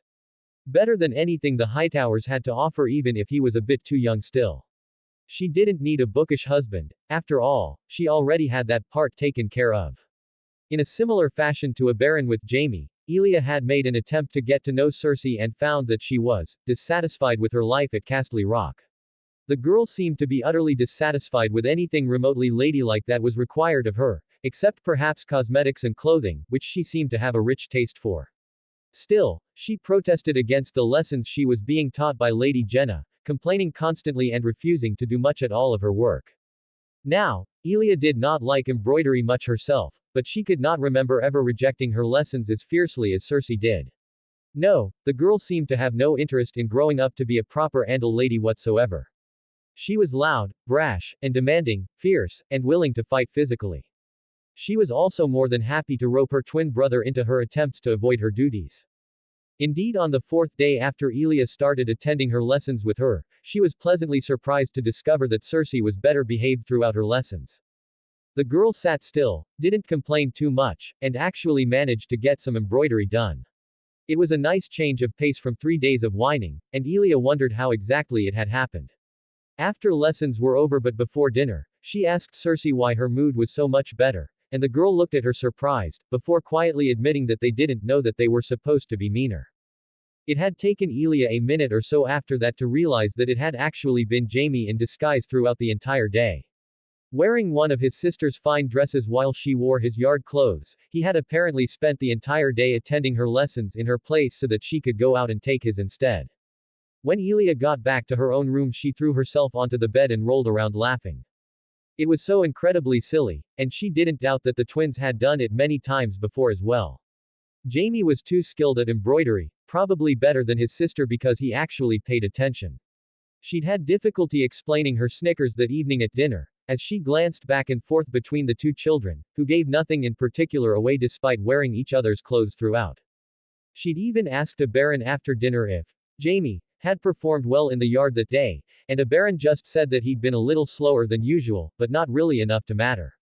A little slower than usual, from her brother who was a known talent with his sword. Elia couldn't help but smile thinking about it. It was like something from a fairy tale or story, a brother and sister so identical that they could pretend to be each other with no one the wiser. If she did end up marrying Jamie someday, Elia decided that she would ceaselessly remind him that their first full day together had been with him in a dress. Still, as amusing as the elder pair of Lannister siblings had turned out to be, Elia still found herself quite curious about the younger boys. Tyrion, she knew, was little more than an infant, and as Cersei had almost proudly confided in her, a twisted monster of a child whose birth had killed Lady Joanna. Elia wasn't quite convinced the boy was a twisted monster, though she hadn't seen him yet, but she could understand the pain of losing a parent. Her own father was dead after all. She hoped she'd get a glimpse of little Tyrion before she left, just to satisfy her curiosity regarding what Cersei was talking about. That just left one more Lannister child to investigate, the second son of Tywin Lannister, Callum, who seemed to be a young recluse of a boy if anything. Baron confirmed that he didn't take any of Jaime's lessons, which was certainly odd, but what was more so was where the boy elected to spend his time. While Jaime and Cersei seemed to spend a great deal of time exploring the rock together, something Baron and Elia enjoyed accompanying the younger children on. Given that the rock was such an expansive castle, young Callum spent all his time up in his study, the green wooden structure that sat on top of the rock's sole watchtower. His sister claimed it was full of dusty books and toys he enjoyed playing with, while Jaime said it was full of clever little devices. Elia thought he might be a bit like Lord Hightower, hiding himself away as far from anyone as he could get so he could read in peace. That certainly wasn't what she wanted from a husband, but she was also quite curious. Callum seemed intelligent enough for conversation at dinner, particularly with his uncle Kevin, and on a couple of occasions her mother. They'd had a fairly long discussion on the merits of establishing more banking native to the Seven Kingdoms rather than relying on the Iron Bank so much. Once they'd gone into loans and interest rates, it had mostly gone over Elia's head, but Callum had seemed to keep up just fine, even suggesting the usage of promissory notes as a major function that banks could perform. Elia wasn't quite sure what that would even do. Wasn't that just something that said you'd pay them back later? Lannister. Chapter 12. The Lannister Children 2. Elia Martell Pav. Once they'd gone into loans and interest rates, it had mostly gone over Elia's head, but Callum had seemed to keep up just fine, even suggesting the usage of promissory notes as a major function that banks could perform. Elia wasn't quite sure what that would even do. Wasn't that just something that said you'd pay them back later? Still, while she wasn't interested much in the boy as a potential suitor, especially compared to his more skillful and funnier brother, she did find herself curious about just what went on in that tower of his, a feeling that Baron seemed to share, as no sooner had she suggested going to visit Callum's study than he had agreed to it. Apparently, her brother's thirst for adventure manifested itself in a desire to take in the view from the very tippy top of the rock. She shouldn't have been surprised, he'd gone up and stood on the top of the high tower too. So do we knock at the bottom of the tower or?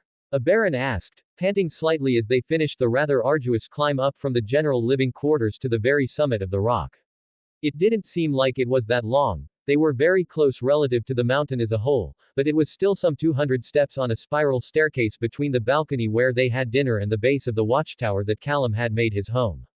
The stairs didn't lead straight up into the watchtower, as they were apparently older than it was. Instead, they fed out onto a small stone brick platform that wrapped around the base of the watchtower, with a wooden door leading inside.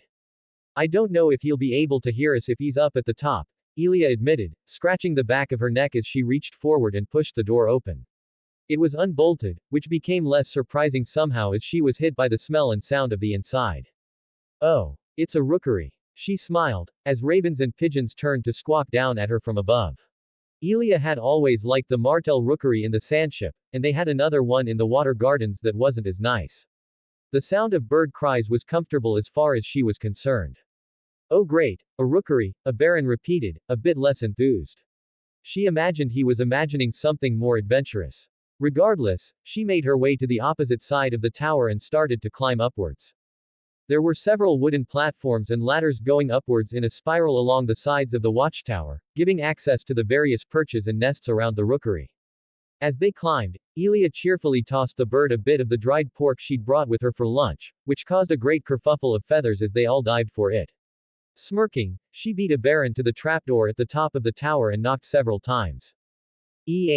Maester Eomund. She heard Callum's voice, just barely through the trapdoor.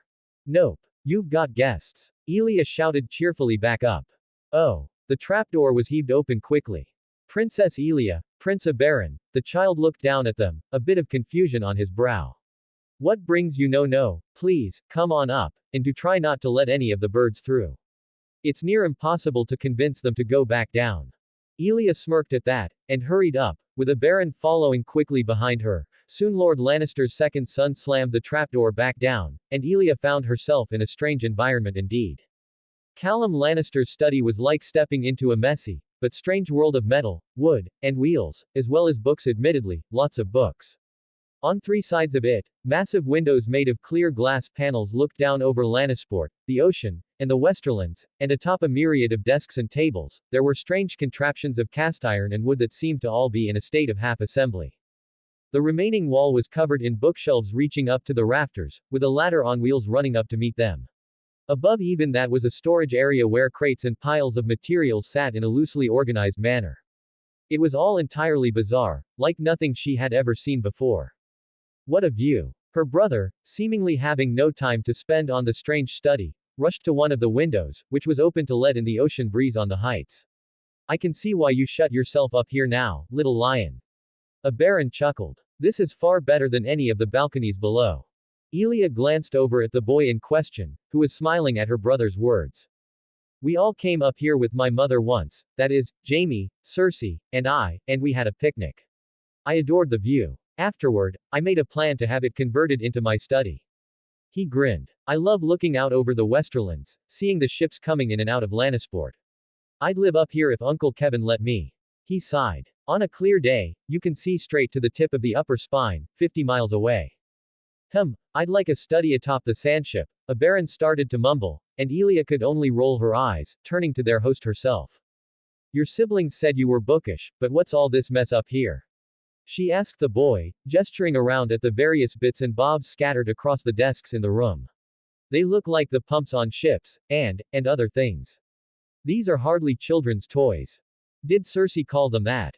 Callum asked immediately, which gave Elia good cause to blush. She paused for a moment. She may have made a passing mention. Cersei has a mean streak a mile wide and thinks my work is dumb. Callum carried on giving a slight smile.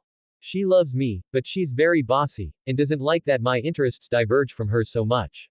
She can get Jaime to do anything with a bit of effort, but I'm not my brother, my elder brother. I can't say for certain what sort of person little Tyrion will be yet. Elia noted that from the boy's tone, he didn't blame the baby for their mother's death, but she thought it prudent to avoid that topic of conversation for politeness' sake. You haven't answered my question though, what are these things, like, that? She pointed her finger at what looked to be a stack of metal discs standing up on one of the tables. What's that? The device was about the width and length of her calf and appeared to be a stack of repeating metal discs, a silvery disc, a copper disc, and a little cloth pad, then another silvery disc, and so on. On either side, it was attached to a thin cord of copper wire, like you'd find on a necklace. That's a voltaic pile, Callum replied, raising an eyebrow. It's going to be part of a bigger machine once I can figure out a noisemaker. It looks like a stack of rings, Oberyn added helpfully, walking over and looking at the device. That's because I don't touch that, you could get hurt, Callum said rather hurriedly. Forget about it. Come over here, the press I'm working on is probably more to your interest anyway. Fine. A baron cheerfully walked over, and the younger boy let out a sigh of relief. Soon he began explaining how some sort of large stamp he had built work, and Elia was just left scratching her head. Was it something in the blood that made the Lannister children so strange? Lannister. Chapter 13. Reunion at the Lion Gate. Tywin Lannister Pav. The Lord of Castle Rock was not in an especially good mood when he returned to his home. Oh, it was still a good feeling to be under the shadow of the rock once again, but things had not been going well for some time now. Aerys, court was taking increasing advantage of the king's habit of mocking him, and far lesser men used insults toward House Lannister as a means to advance their status in court. Tywin kept a book of all their commentary handy, marking off each debt that would have to be repaid in time. Still, it irked him. He had many allies in the court to be sure. Pycelle, wily as the Grand Master was, had fallen firmly into his confidences as of late. The old man was more idealistic than he let on, wanting better leadership in the Seven Kingdoms. Aerys was proving an increasingly unstable king, so he had turned to Tywin with his suggestions, and Tywin had found most of them sensible. In turn, Pycelle acted as a subtle voice that Aerys did not fear as much as Tywin, but pushing for Tywin's ends. A favor for a favor, it was the basis of all good relationships. Of course, King's Landing was still grinding him down, like a stone wheel sharpening a steel sword, and then when he rushed home to meet the Dornish party, having heard of them in a raven from Lord Crakehall, he had been stopped dead by an early spring snowstorm on the Gold Road.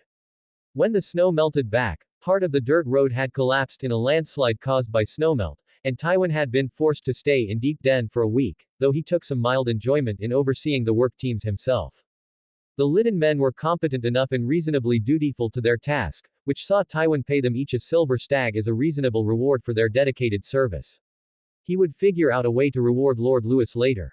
Perhaps a marriage to one of the Lannisport Lannisters for his son would be appropriate. At any rate, once the delays had been addressed, he had finally arrived home at the Rock to find no Joanna waiting for him at the gate for the first time since. Tywin shook his head, such thoughts did little but sour his mood. Kevin was still there, dutiful as always, and his children. Cersei, Jaime, and Callum, all of his children except the infant beast that had killed his wife. Hail! Tywin waved to Kevin, riding forward and dismounting from his horse before the gathered party. His eyes scrutinized his brother. Kevin was relaxed, which was good. It almost certainly meant that things were going well with the Dornish group.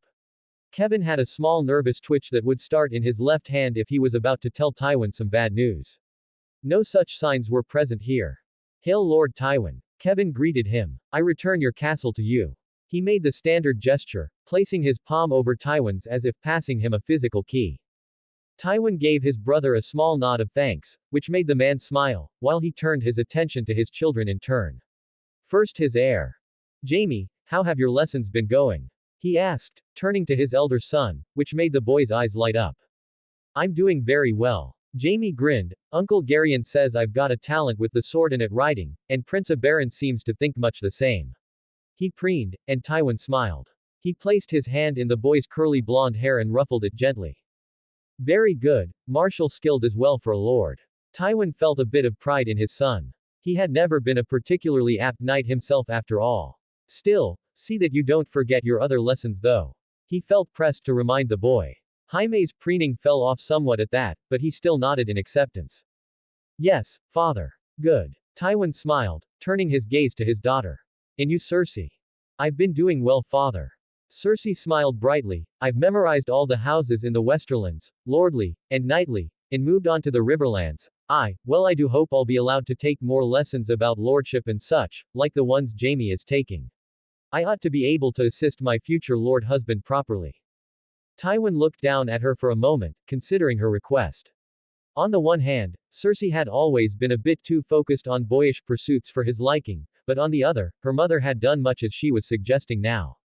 Tywin nodded. I suppose that's fair enough, I'll see to it you receive a deeper political education. The girl smiled at that, and Tywin was struck by just how identical the expression was to Jaime's. Truly they were twins. He decided it was probably appropriate to ruffle her hair as well, even as his gaze turned to his third child. Callum stared back up at him with eyes of green and a soft smile.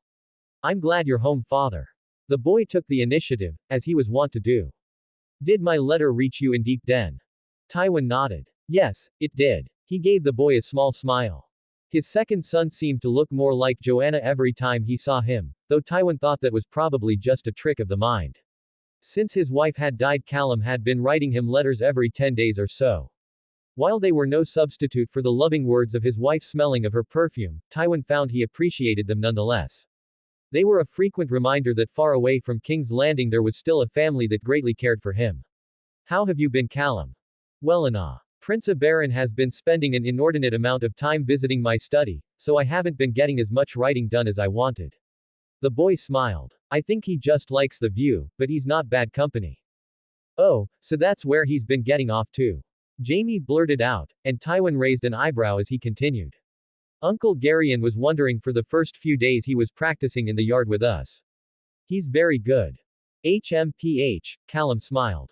He's clever, I think he's learned more of my devices than he's let on. I'm almost glad some are unfinished, but I wouldn't be surprised if he copies my press in a few years. You don't seem concerned by that, Tywin commented, his gaze moving back from Jaime to his second son. I know you've got great hopes for that device. It was very hard to imagine the machines his son described just from his letters, but Tywin could tell the boy intended to make something of himself with them, given time. He would have to clamber up to the boy's study himself at some point and see what the fuss was about. Meh, the one on my desk is an old and early version. I've been working on a design for a better one that uses metal letters instead of wood.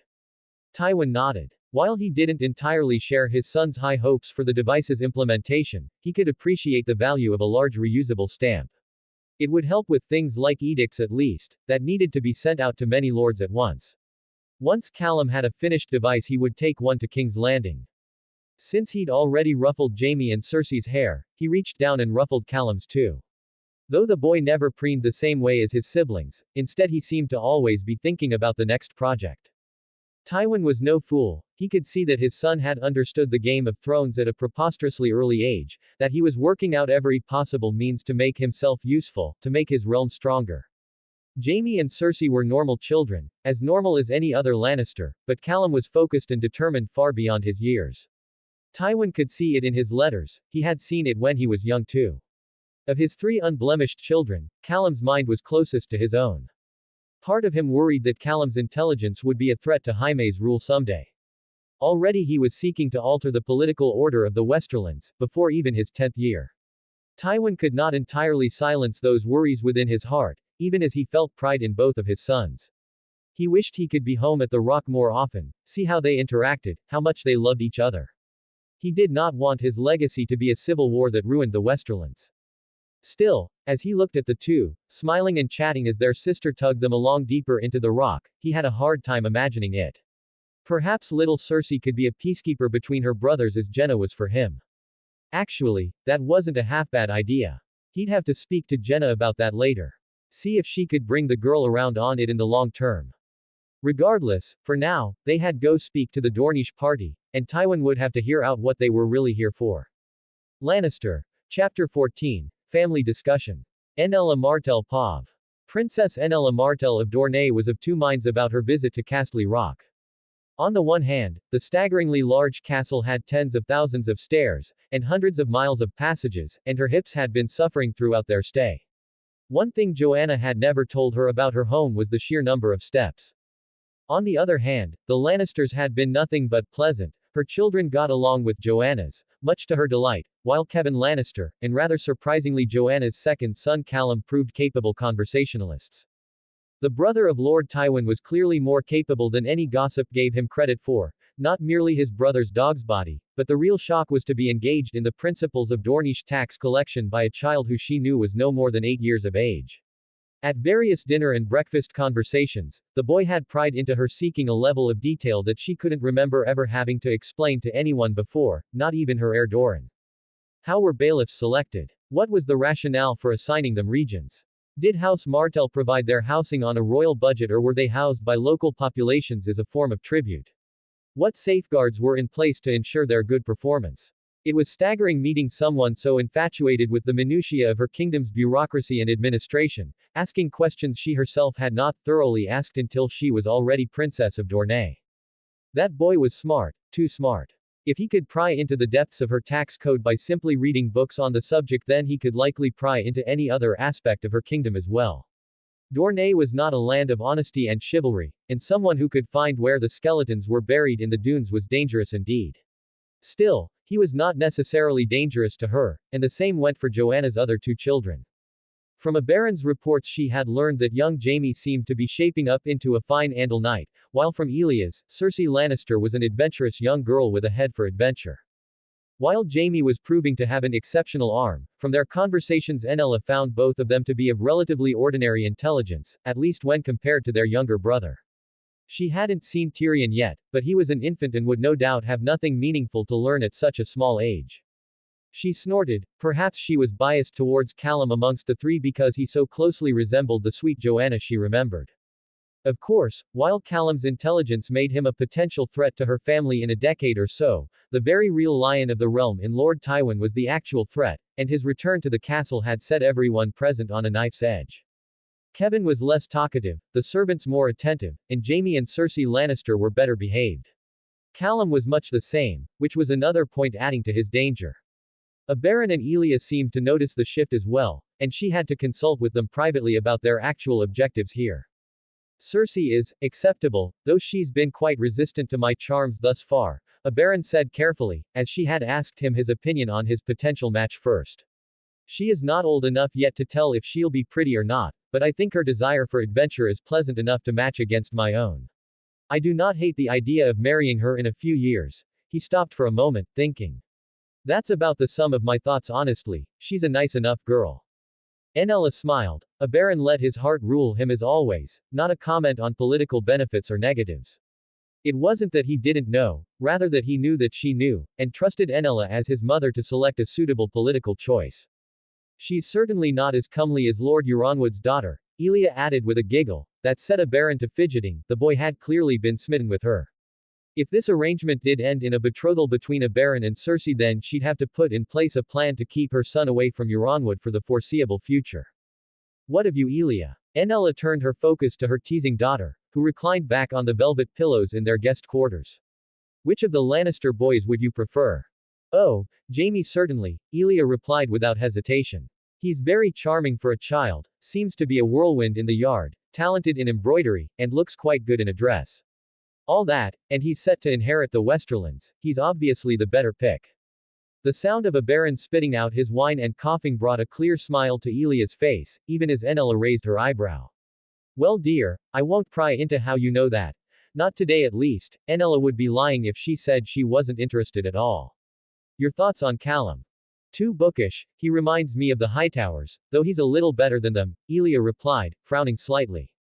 He can hold a conversation at least, and Aberon likes him, but even still, I don't want a lord husband who sits around in a tower all the time.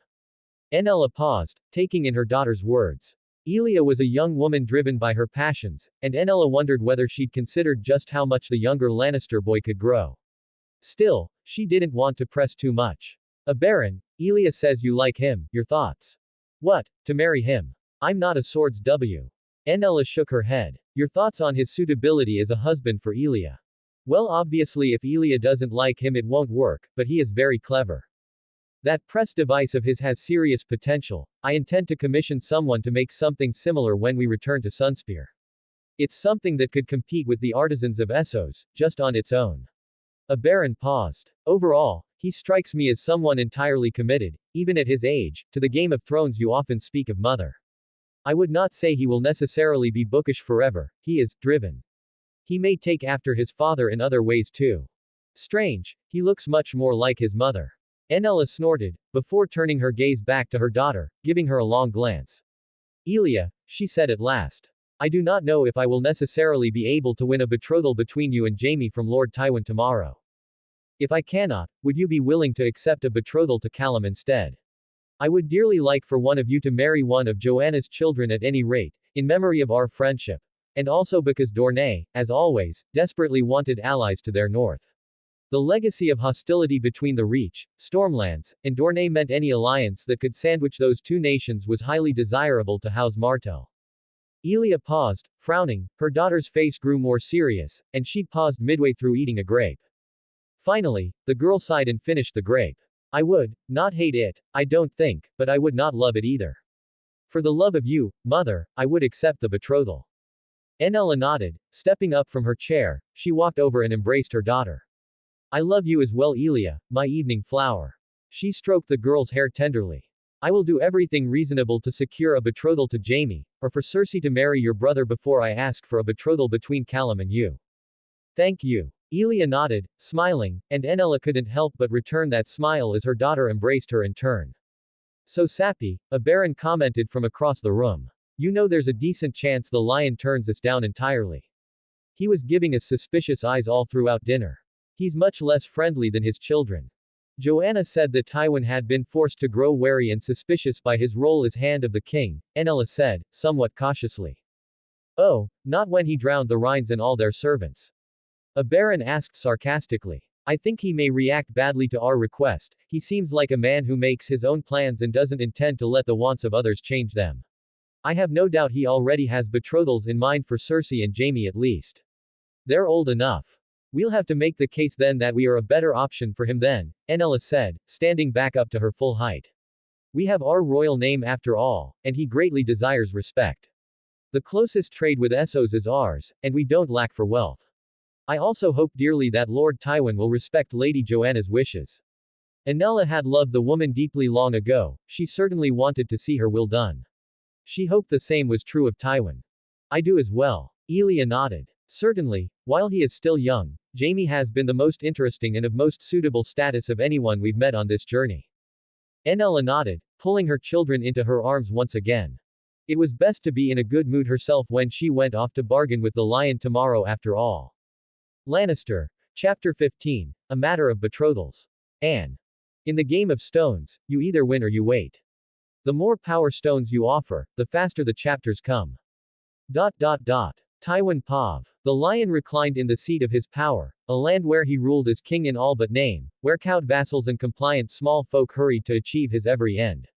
Men japed that Aerys ruled in name only and Tywin led the realm, and in some ways that was true, but in the Westerlands Tywin ruled in name and deed. It was a good feeling. It was a good feeling, but it wouldn't keep him sharp, and the only defense a lion had was its sharpness, its fangs and claws and teeth. In Tywin's mind, the moment he ceased being sharp was the moment he'd fail, and the moment that he would pass his failures down to his children, leaving debts that they would themselves suffer to pay. That need for sharpness, that need for power and authority was why he was still the Hand of the King. It was why he had let Aerys talk him down with apologies during his attempted resignation after the anniversary tournament when the king had sobered his wits and realized how deeply he had offended Tywin in his cups. A shame that Aerys had only grown bolder in his insults when Tywin accepted and stayed in his position, that he had insulted Joanna after her death. Any affection he had for his king was long since gone, but still, that need for power remained, and so he could not sit, fat and happy in the Westerlands like his father had. He had to keep fighting, keep clawing at victory until his blood sat on the Iron Throne and he could rest easy knowing he'd done his best for his children. Tywin let his thoughts settle and then nodded towards Kevin, who sat across the room from him quietly. Kevin, bring Princess Martell up here, I think it's time we hear out why the Dornish have really graced our doors. Of course. Kevin nodded and abruptly left the room, leaving Tywin alone to his thoughts for a while longer. Rather than himself though, he turned his thoughts towards Dorne, their position, and likely intentions here, what valuable characteristics they possessed, and how they compared against the other kingdoms. It didn't take very long for the princess to arrive. Tywin stood from his desk to greet her, as etiquette dictated. Princess Enella. Tywin greeted carefully. I hope you've been enjoying your stay here at the Rock. Oh, of course, Lord Tywin. Enella smiled in turn. Joanna spoke to me about your home frequently when we were together in Queen Rhaella's handmaidens.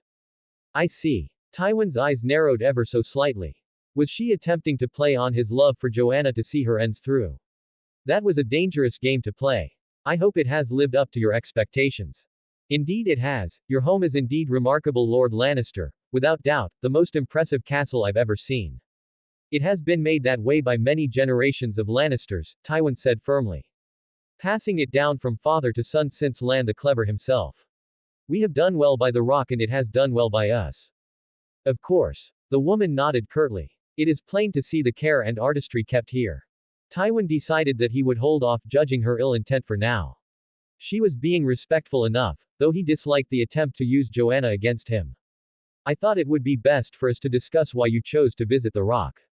he said after a moment of tense, but not yet unfriendly silence. I know you would not have made this journey for a simple sightseeing trip. No. The princess readily agreed. I suppose I'll be frank then, I am here to assess the potential of betrothal between our children. Tywin blinked. That seemed rather obvious now that it was presented to him. Why hadn't he considered it before? Ah, because he already had matches in mind for Jaime and Cersei. He wasn't really interested in her offer. Still, she had come this way and paid him the respect he was due. He'd hear her out at least before he rejected her offer. That could have been negotiated by letter, why visit in person? Now it was the princess's turn to blink. Why? Because I wanted to be sure my children wouldn't hate their betrothed, she replied, sounding surprised that he even had to ask. That and it seemed far too serious a subject to discuss in letters. We have a personal touch in Dorne, you know. Tywin nodded his head slightly. That was a good enough explanation. This is to be a negotiating table then, very well, what do you suggest? The princess looked down for a moment. First and foremost, I would like to suggest a marriage between my Elia and your Jaime. This would solidify an alliance between our houses. House Martell would provide favorable rates to Westerland's merchants in our ports and access to breeding stock for sand steeds, in addition to a sensible dowry. In exchange, we would request only the same beneficial treatment for Dornish merchants in Westerland's ports. Tywin took a moment to consider the offer. It wasn't actually a bad one. Dorne was not a terrible kingdom to have as an ally, he appreciated the trading conditions, and the sand steeds were tempting. Most Westerland's breeds lacked somewhat in comparison to Dornish or Reacher horses. Still, though, he was angling for Lisa Tully for Jaime. Their ages were closer, and much more importantly the Riverlands neighbored the Westerlands and held far closer trade and economic relations than the Westerlands did to the Dornish. No, Tywin said firmly. I don't believe that is enough. Jaime is my heir and will be lord of the Westerlands. You would be putting Martell blood in my seat in some generations, and while your offer of horses is valuable, it is not sufficient to buy a wedding with the heir to the West. What would be enough, in your mind? Enella asked, nodding. She clearly wasn't surprised at his pushback. I believe we have room for negotiation. Was there anything Dorne could offer him that was worth more than what he could get from Hoster Tully? I believe that if you were to offer the Dornish fleet, in full, I would accept. The Westerland's fleet was perennially weak compared to the Arbor fleet of the Reach to their south. If the Dornish navy was given to the Westerlands as a dowry, then they would match the Redwyne navy and have far less to concern themselves with in regards to the Ironborn. Oh, Enella took time to think. I don't believe I can offer that, she said with a sigh. Then it appears that Jaime is off the table, Tywin said coolly. Yes, it appears so. Enella looked like she'd swallowed something sour. I don't suppose you would be more open to a match between a Baron and Cersei. Tywin snorted, then chuckled, shaking his head. No, I would not. He paused for a moment, then shrugged, she might as well know his reasons. I aim to make Cersei a bride for Prince Rhaegar. It's no fault of your son that such a match isn't possible. He offered a small olive branch, and Enella made an O shape with her mouth, before nodding. Yes, I can see why that would be a more desirable betrothal. Trying to put Lannister blood on the throne. The Princess of Dorne let out a heavy sigh. I suppose then, Elia to Callum. Tywin paused. In truth, he hadn't considered any betrothals for Callum yet. The boy was still a bit young for such things, and Tywin hadn't taken the time to feel out the possibilities yet. He took a moment to ponder the match. Elia was quite a bit older than Callum, what was it, 10 years? It wasn't exactly an ideal choice. Still, he'd hear her out. Like Jaime, this was possible. The same as your earlier offer. The trade, the sand horses, a dowry and, Enella seemed to stop for a moment, and an honor guard to be placed in my daughter's service, 10 household knights who will accompany her to the Westerlands and join your court. She stopped for a moment. Also, I suppose you're already aware, but should Doran pass without heirs, Elia would be in line to inherit my position. Tywin stilled at that. He had been about to turn down her offer, but that aspect made him reconsider. He had concerns with Callum's competence and ambition, that it might prove a threat to Jaime's rule, but this, the succession of the Dornish was peculiar, and in his mind wrong-headed, but this was a way out. If Callum ever felt the need to start a civil war to seize a kingdom for himself, let it be made clear to him that he ought to do it in Dorne rather than against his brother Jaime. It would put Lannister blood, if all went to plan, on the Iron Throne and 2 kingdoms, forge a bond with Dorne that would last generations. Tywin could see it. It wasn't such a terrible match for his son either. A first daughter to a second son between two high lords, or well, a high lord and a princess. Of course, the same is true of Callum should anything happen to Jaime. Tywin paused, but mostly just to let the princess sweat. I am open to this offer. Princess Enella sagged in her seat, just slightly, though not beyond Tywin's notice. Wonderful. She smiled. Elia is more in favor of a match to Jaime, you know, but she agreed to Callum as a second choice. Tywin blinked again. He hadn't thought about consulting his children at all. Still, appearances must. Callum will agree, it's as good a match as he can likely expect as my second son, and he has as good a head for politics as most grown lords. He'll understand both of our rationales. He paused. He hadn't actually gotten this far with any of his betrothal negotiations before, aside from awarding his vassals with marriages to cousins and the like. That wasn't the same as a betrothal between the children of royal households. Do you want to announce it right away? Enella asked, and Tywin was again forced to think. Doing so would be as good as announcing the intention to form an alliance between their houses publicly, that would probably benefit both House Martell and House Lannister though. Yes, it should be announced at once, he decided. We'll have to sit them down together later and inform them. Tywin nodded sharply. For now, let's speak of the details. Yes. Princess Enella nodded. Let's. Lannister. Chapter 16. Betrothal Blue's Eye. Anne. In the game of stones, you either win or you wait. The more power stones you offer, the faster the chapters come. Elia Martell Pav. Princess Elia Martell was disappointed, and why wouldn't she be? Her mother had gone to Lord Tywin to seek betrothals, as they had all known was the objective from the start of this trip. While they had stayed with and considered many other noble houses on their voyage up the coast from Dorne, the Lannisters were always the most desirable, wealthy, and powerful, with their lord as hand of the king and several children of a friend of her mother as heirs. Thus, the young Jaime had been an ideal match and a desirable one. Jaime was heir to Castle Rock, seemingly talented in martial pursuits, charismatic, and funny. He was younger than her, but not so much as to be an issue, they could have been wed in only 3 or 4 years. As her mother had told her though, Jaime's price was too high. The fleet of Dorne was what Lord Tywin had asked, and even Elia could see that it was not something her mother could afford to pay.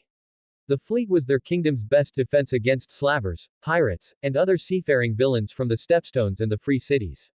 She suspected that Lord Tywin had known that too, and set the price so high to indicate his disinterest in the arrangement. So, much to her disappointment, the betrothal had instead been arranged to Callum, the bookish younger brother who spent all his time in his tower. It wasn't as if she hated the boy, but that wasn't what she wanted in a husband, wanted to spend the rest of her life with. Still, Elia was a Martell princess, bound by blood and duty to do her family proud, so she managed to hold a smile on her face when Lord Tywin greeted Elia and her mother in his office. Her soon-to-betrothed, Callum, sitting beside his father looking so small in comparison. Elia sighed within her mind. 10 years my younger, 10 years, and I shall have to wait 6 before I marry him. Princess Enella, Princess Elia, excellent. Lord Tywin nodded his head towards the two of them. We can begin with the signing then. On the desk in front of him, there were 2 copies of the betrothal contract, written out on long scrolls of parchment.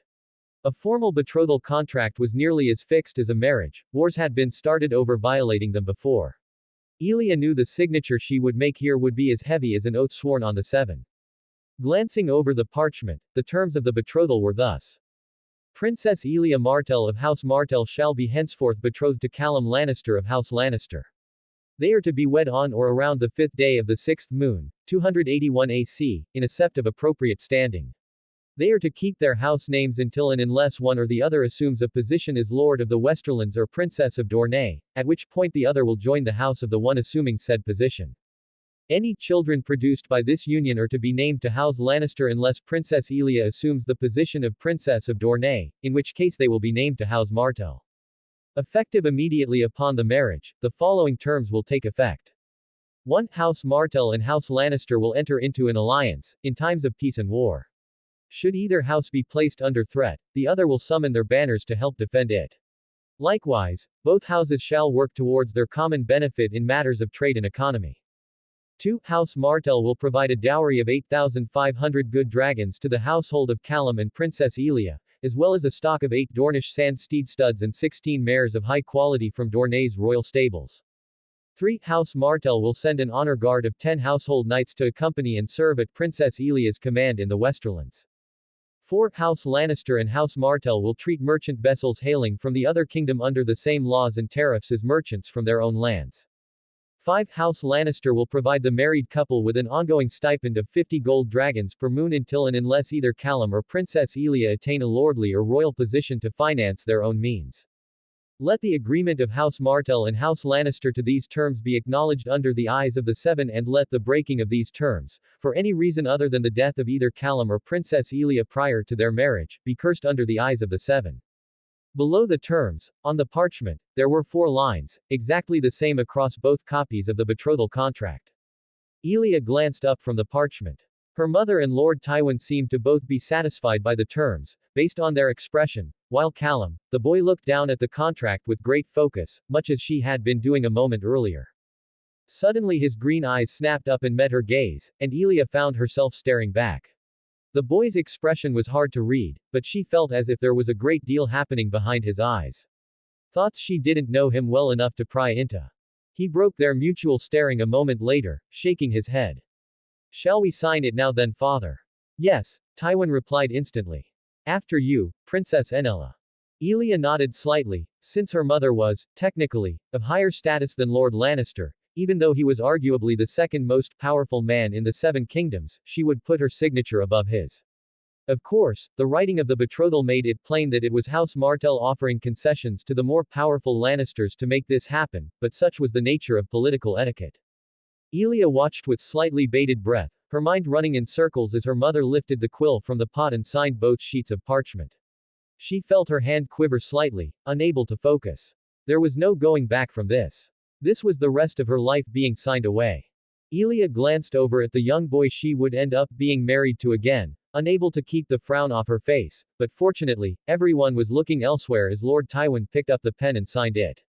She saw the boy's lips open slightly as if to say something to his father, then shut quickly, thinking better of it. Princess Elia. Elia turned to the Lord Lannister as he offered her the pen. She forced her hand to steady and her face into a smile as she reached down and signed the parchment, both of them, under her mother's flowing cursive and Lord Tywin's blocky script. When she was done, she paused for a moment, glancing around. Callum still needs to sign, Elia. Her mother's voice rang in her ears, snapping her somewhat from her daze. Yes, right, of course, here. She had to lean down slightly to offer the boy the quill, and he nodded up at her. Thank you, Callum said, taking the quill and signing the parchment. He looked so much more confident than she felt, even though he had to stand up on his toes to do it.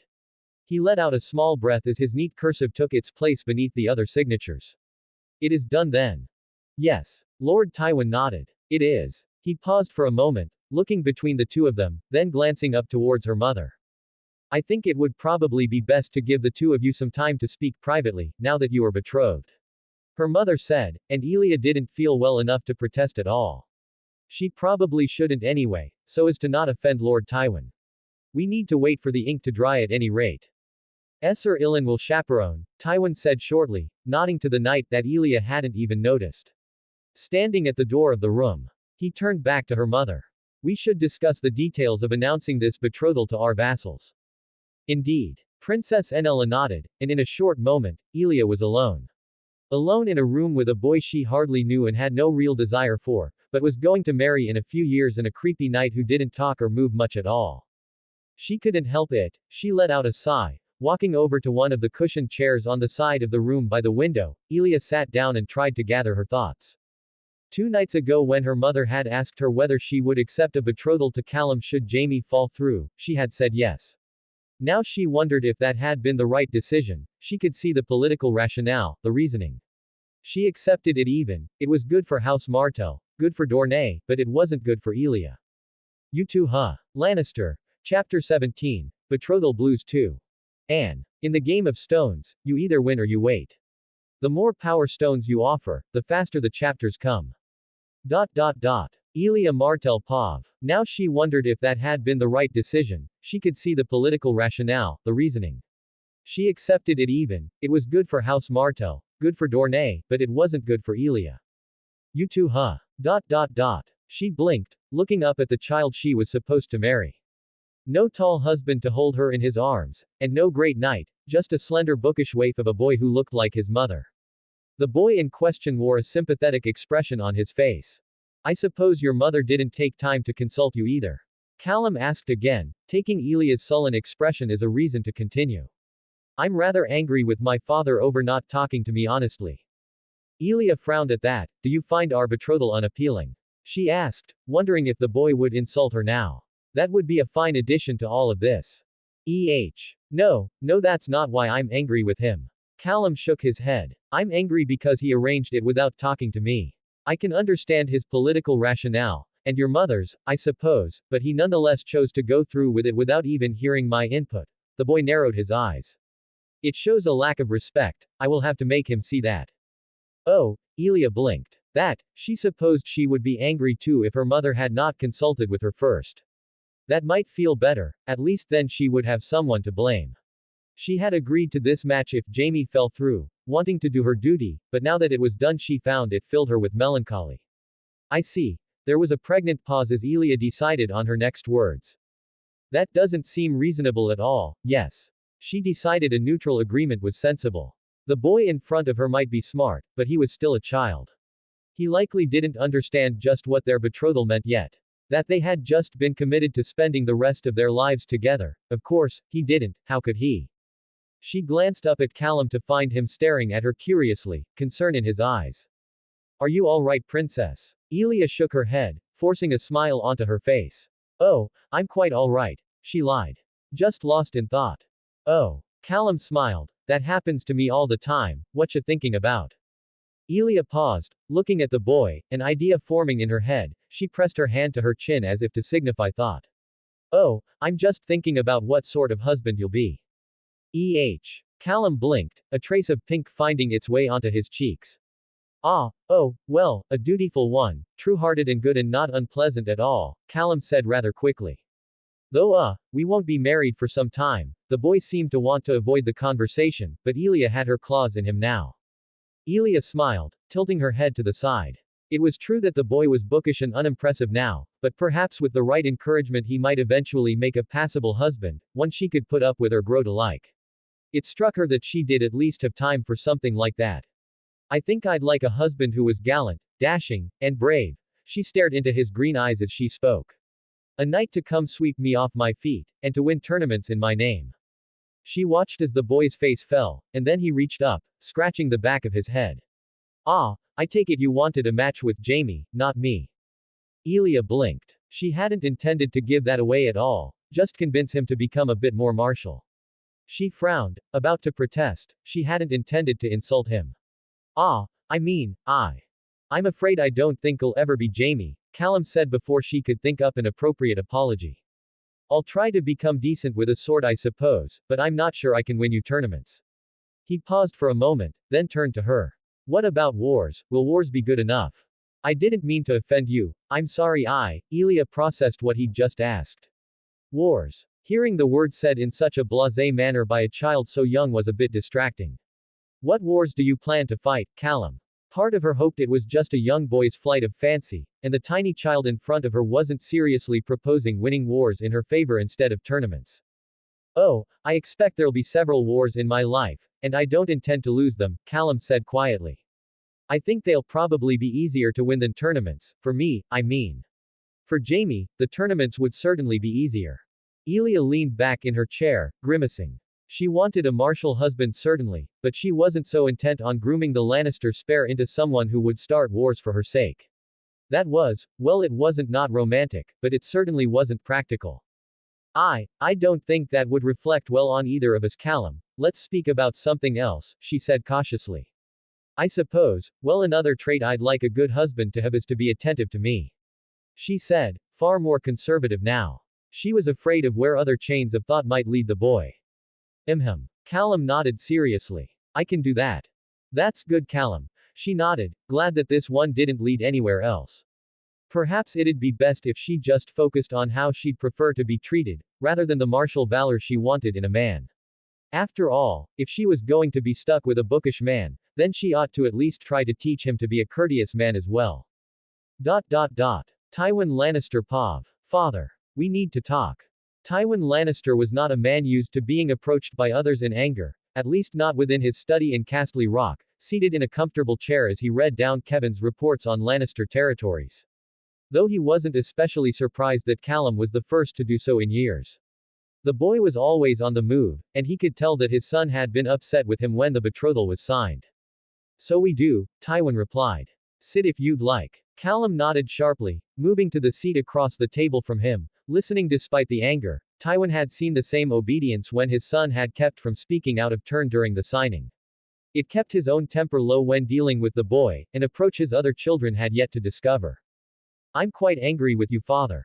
The betrothal was fine enough, but you ought to have consulted with me on it before you made such a deal with Princess Enella. His young son said, frowning in the seat across the table from him.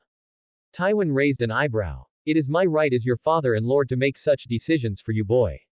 And I don't disagree with the decision. I am offended by the lack of respect you showed me. Callum countered a bit sharply. You know I am intelligent enough to act reasonably in such discussions, and I know you have already discussed your intentions for Cersei with her. You could have at least notified me that it was in planning before you made such a weighty decision on my behalf. Tywin frowned, licking his lips lightly. He was surprised to find that his son's words did not make him angry. He felt a bit affronted that he was being confronted this way, but once Callum started talking his temper cooled. Perhaps it's because he looks like his mother. Tywin wondered in his mind. His eyes scanned the rest of the room, finding no signs of any of his bannermen. They were alone. You are not entirely wrong, Tywin said quietly, then, thinking quickly. And it was well of you to hold your tongue until now. We may discuss this manner of thing in private, but before our king, peers, and bannermen we must utter no complaint against each other. He instructed calmly, receiving a sharp nod from Callum, though the anger was still there behind those green eyes. Father, Quiet, Tywin said, shaking his head and interrupting his son with a raised finger. As I said, you are not entirely wrong, but you are also not entirely right. I did not consult with you because I did not have the chance. I had not yet planned your betrothal. Princess Enella offered very good terms and I would have been a fool not to accept. Callum grimaced. You didn't take the time to think it over. I did not want to give her time to think it over. It is a good marriage for you, and less so for her daughter. Once she made the offer she was committed to it, but given time she may have changed her mind. Callum's anger softened a bit as Tywin explained, and Tywin found himself smiling slightly. I see. His son replied. I do not like it, but the rationale is there. I did not mean to make you feel disrespected. Tywin lied to his son slightly. It was true he did not, but he also hasn't really thought of consulting with Callum either. For that, he felt some small guilt. I shall endeavor that I discuss future decisions with you, provided you are relevant to them. Callum nodded, the tension in him visibly easing. Thank you, father. And to that end, Tywin continued, nodding his head. It was selfish, but he did not want to spoil his relationship with his middle son. He would pay him back quickly. I would like to hear about these political reforms you have been proposing to Kevin. The boy was clearly eager to share them, and this ought to be a more comfortable subject of discussion. Oh. Callum's face changed in a moment, and Tywin felt a flash of pride as the boy changed gears rapidly, seeing the opportunity for what it was. If you're ready to hear them, would you prefer to hear what I have off the top of my head, or can I go fetch my books and notes? Tywin snorted, a rare smile creeping across his lips. Go fetch your notes then, Callum. I'll wait here and finish my reading. His son nodded, springing to his feet and hurrying out the door. Tywin knew it would be a fair few minutes before he returned since the boy would no doubt have to climb all the way to the top of the rock to fetch his materials. He turned his gaze back to Kevin's report, listing off various expenses of House Lannister over the past moon, as well as incomes, debt payments, and the like. Few who had not seen it themselves could comprehend the sheer expenditure of a great house's expenditures. Tywin's eyes glanced down rows upon rows of costs that would bankrupt most of his bannermen. The typical expenditures of Castle Rock alone reached over 1,000 gold dragons per day, and for the whole of House Lannister's possessions that was around 2,300. It was nearly as much as the crown spent on a regular basis, and Tywin smirked at this, where they differed were the incomes. Lannister. Chapter 18. Discussions and Bonding. Anne. You guys deserve this chapter, and like before. In the game of stones, you either win or you wait. The more power stones you offer, the faster the chapters come. Tywin Lannister Pav. The typical expenditures of Castle Rock alone reached over 1,000 gold dragons per day, and for the whole of House Lannister's possessions that was around 2,300. It was nearly as much as the crown spent on a regular basis, but, and Tywin smirked at this, where they differed were the incomes. House Lannister on the average day made more than double what it spent, somewhere in the range of 5,500 gold dragons. It came in the taxes and tithes paid by his bannermen, tariffs and tribute, and repayment of debts owed to his house. The crown alone owed House Lannister millions of dragons for his handling of the Iron Bank fiasco, and Tywin made sure that money was transferred regularly and promptly. Thus, in total, while House Lannister spent some 850,000 dragons every year, it brought in some 2,000,000 of the same. This was Tywin's great work. Jaime wished to be a spectacular knight, and Tywin had no doubt he'd be an acceptable lord too. Cersei would be a fine queen, and Callum.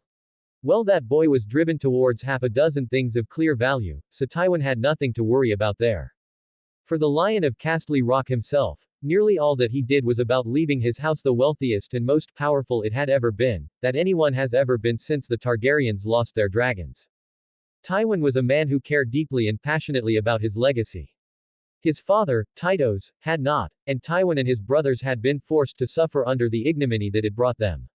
He would not make the same mistake. He could push House Lannister's influence further, build more incomes, and empower his house to the heights of power and authority.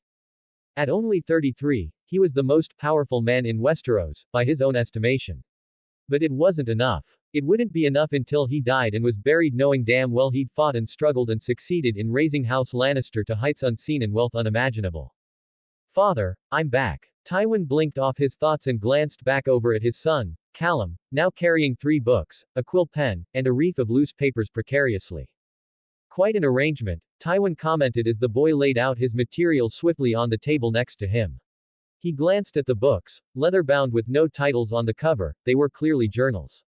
Did you write all 3 of these? They're not full narrative political treatises if that's what you're asking. That's only one book and it's still in my study. Callum looked over the 3 and pointed with his index finger.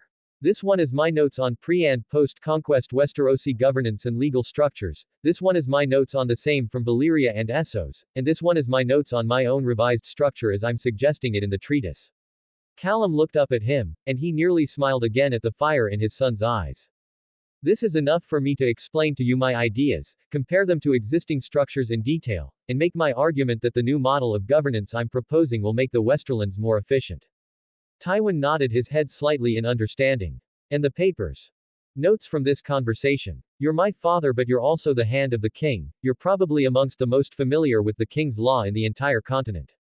Callum replied cheerfully. Most of my understanding across the board is based on documents and books that Maester Eomund or Esser Ilyn were able to acquire for me. You're a primary source though, it's exciting. Tywin snorted. Well then boy, I'm taking time to listen to you. The lion said to his son, a bit of force entering his tone. Convince me. Well, first and foremost, I must convince you that the system needs to change. In the first place, Callum said. There is one main reason for this. Lannister holdings, because of your actions and the peculiarities of the Westerlands, are far larger than the Westerosi system of feudalism can efficiently manage. Feudalism? Tywin asked, not recognizing the term. Ah, a word I'm coining to essentially encompass the series of oaths and compacts that make up the structure of our government. I had Maester Eomund send a letter to the Citadel asking if such a word existed already, and found it did not, likely because we just call it government, nobility, or crown rule, depending on the context. Callum paused. In essence, it is a catch-all to indicate the style of government where small folk swear to landed knights or lesser lords, and knights swear to greater lords, and greater lords swear to the king, by means of however many levels apply in a given situation. Tywin nodded, and he found himself leaning in, interested. He hadn't thought of it as a system in his mind before. Systems were smaller things. The way he organized his own vassals was a system of governance, but it was true, the SOC had systems without lords, kings, or knights, so there needed to be a term for the overall system under a king's rule. He could understand it. Feudalism. The word felt full of potential, mostly for how it differentiated the system he lived in. May I continue, father? Yes. Tywin nodded, having gotten lost in the new idea. I take it you wish to move away from feudalism. Not entirely, of course, I rather prefer being a lord's son. Callum japed cheerfully. But no, House Lannister finds itself in a position wherein feudalism is no longer sufficient to manage our lands, or rather, not without giving them out to other lords so they stop being our lands. The boy smiled. Feudalism is an inherently decentralized structure. A king or lord doesn't really rule any land that isn't directly sworn to him, he merely controls other smaller lords as vassals or bannermen.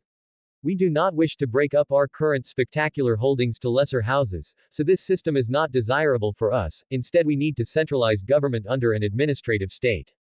In other words, implement methods from Essos. Tywin nodded toward the boy's second notebook. Like the Lord Temper position you suggested to Kevin. Men acting with a lord's authority but not a house of their own. Precisely. Callum nodded. Only, it'll become a bit more complex than that I think.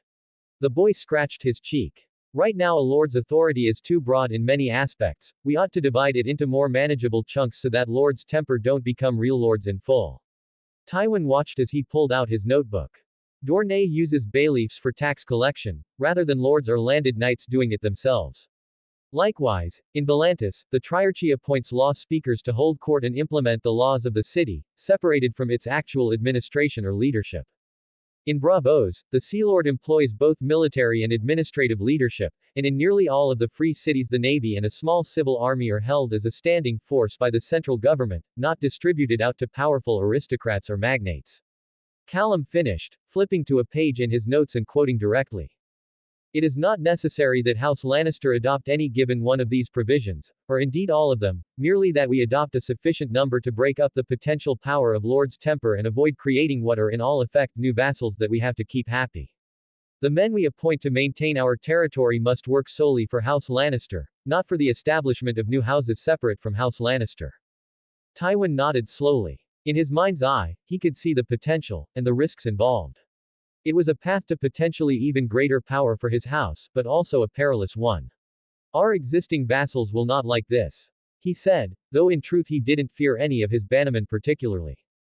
Reward those willing to work with our model, ignore those who won't implement it in their own lands, and any who rise in revolt we simply crush and take their lands for ourselves, Callum said confidently. I doubt they'd even try though, not without outside backing.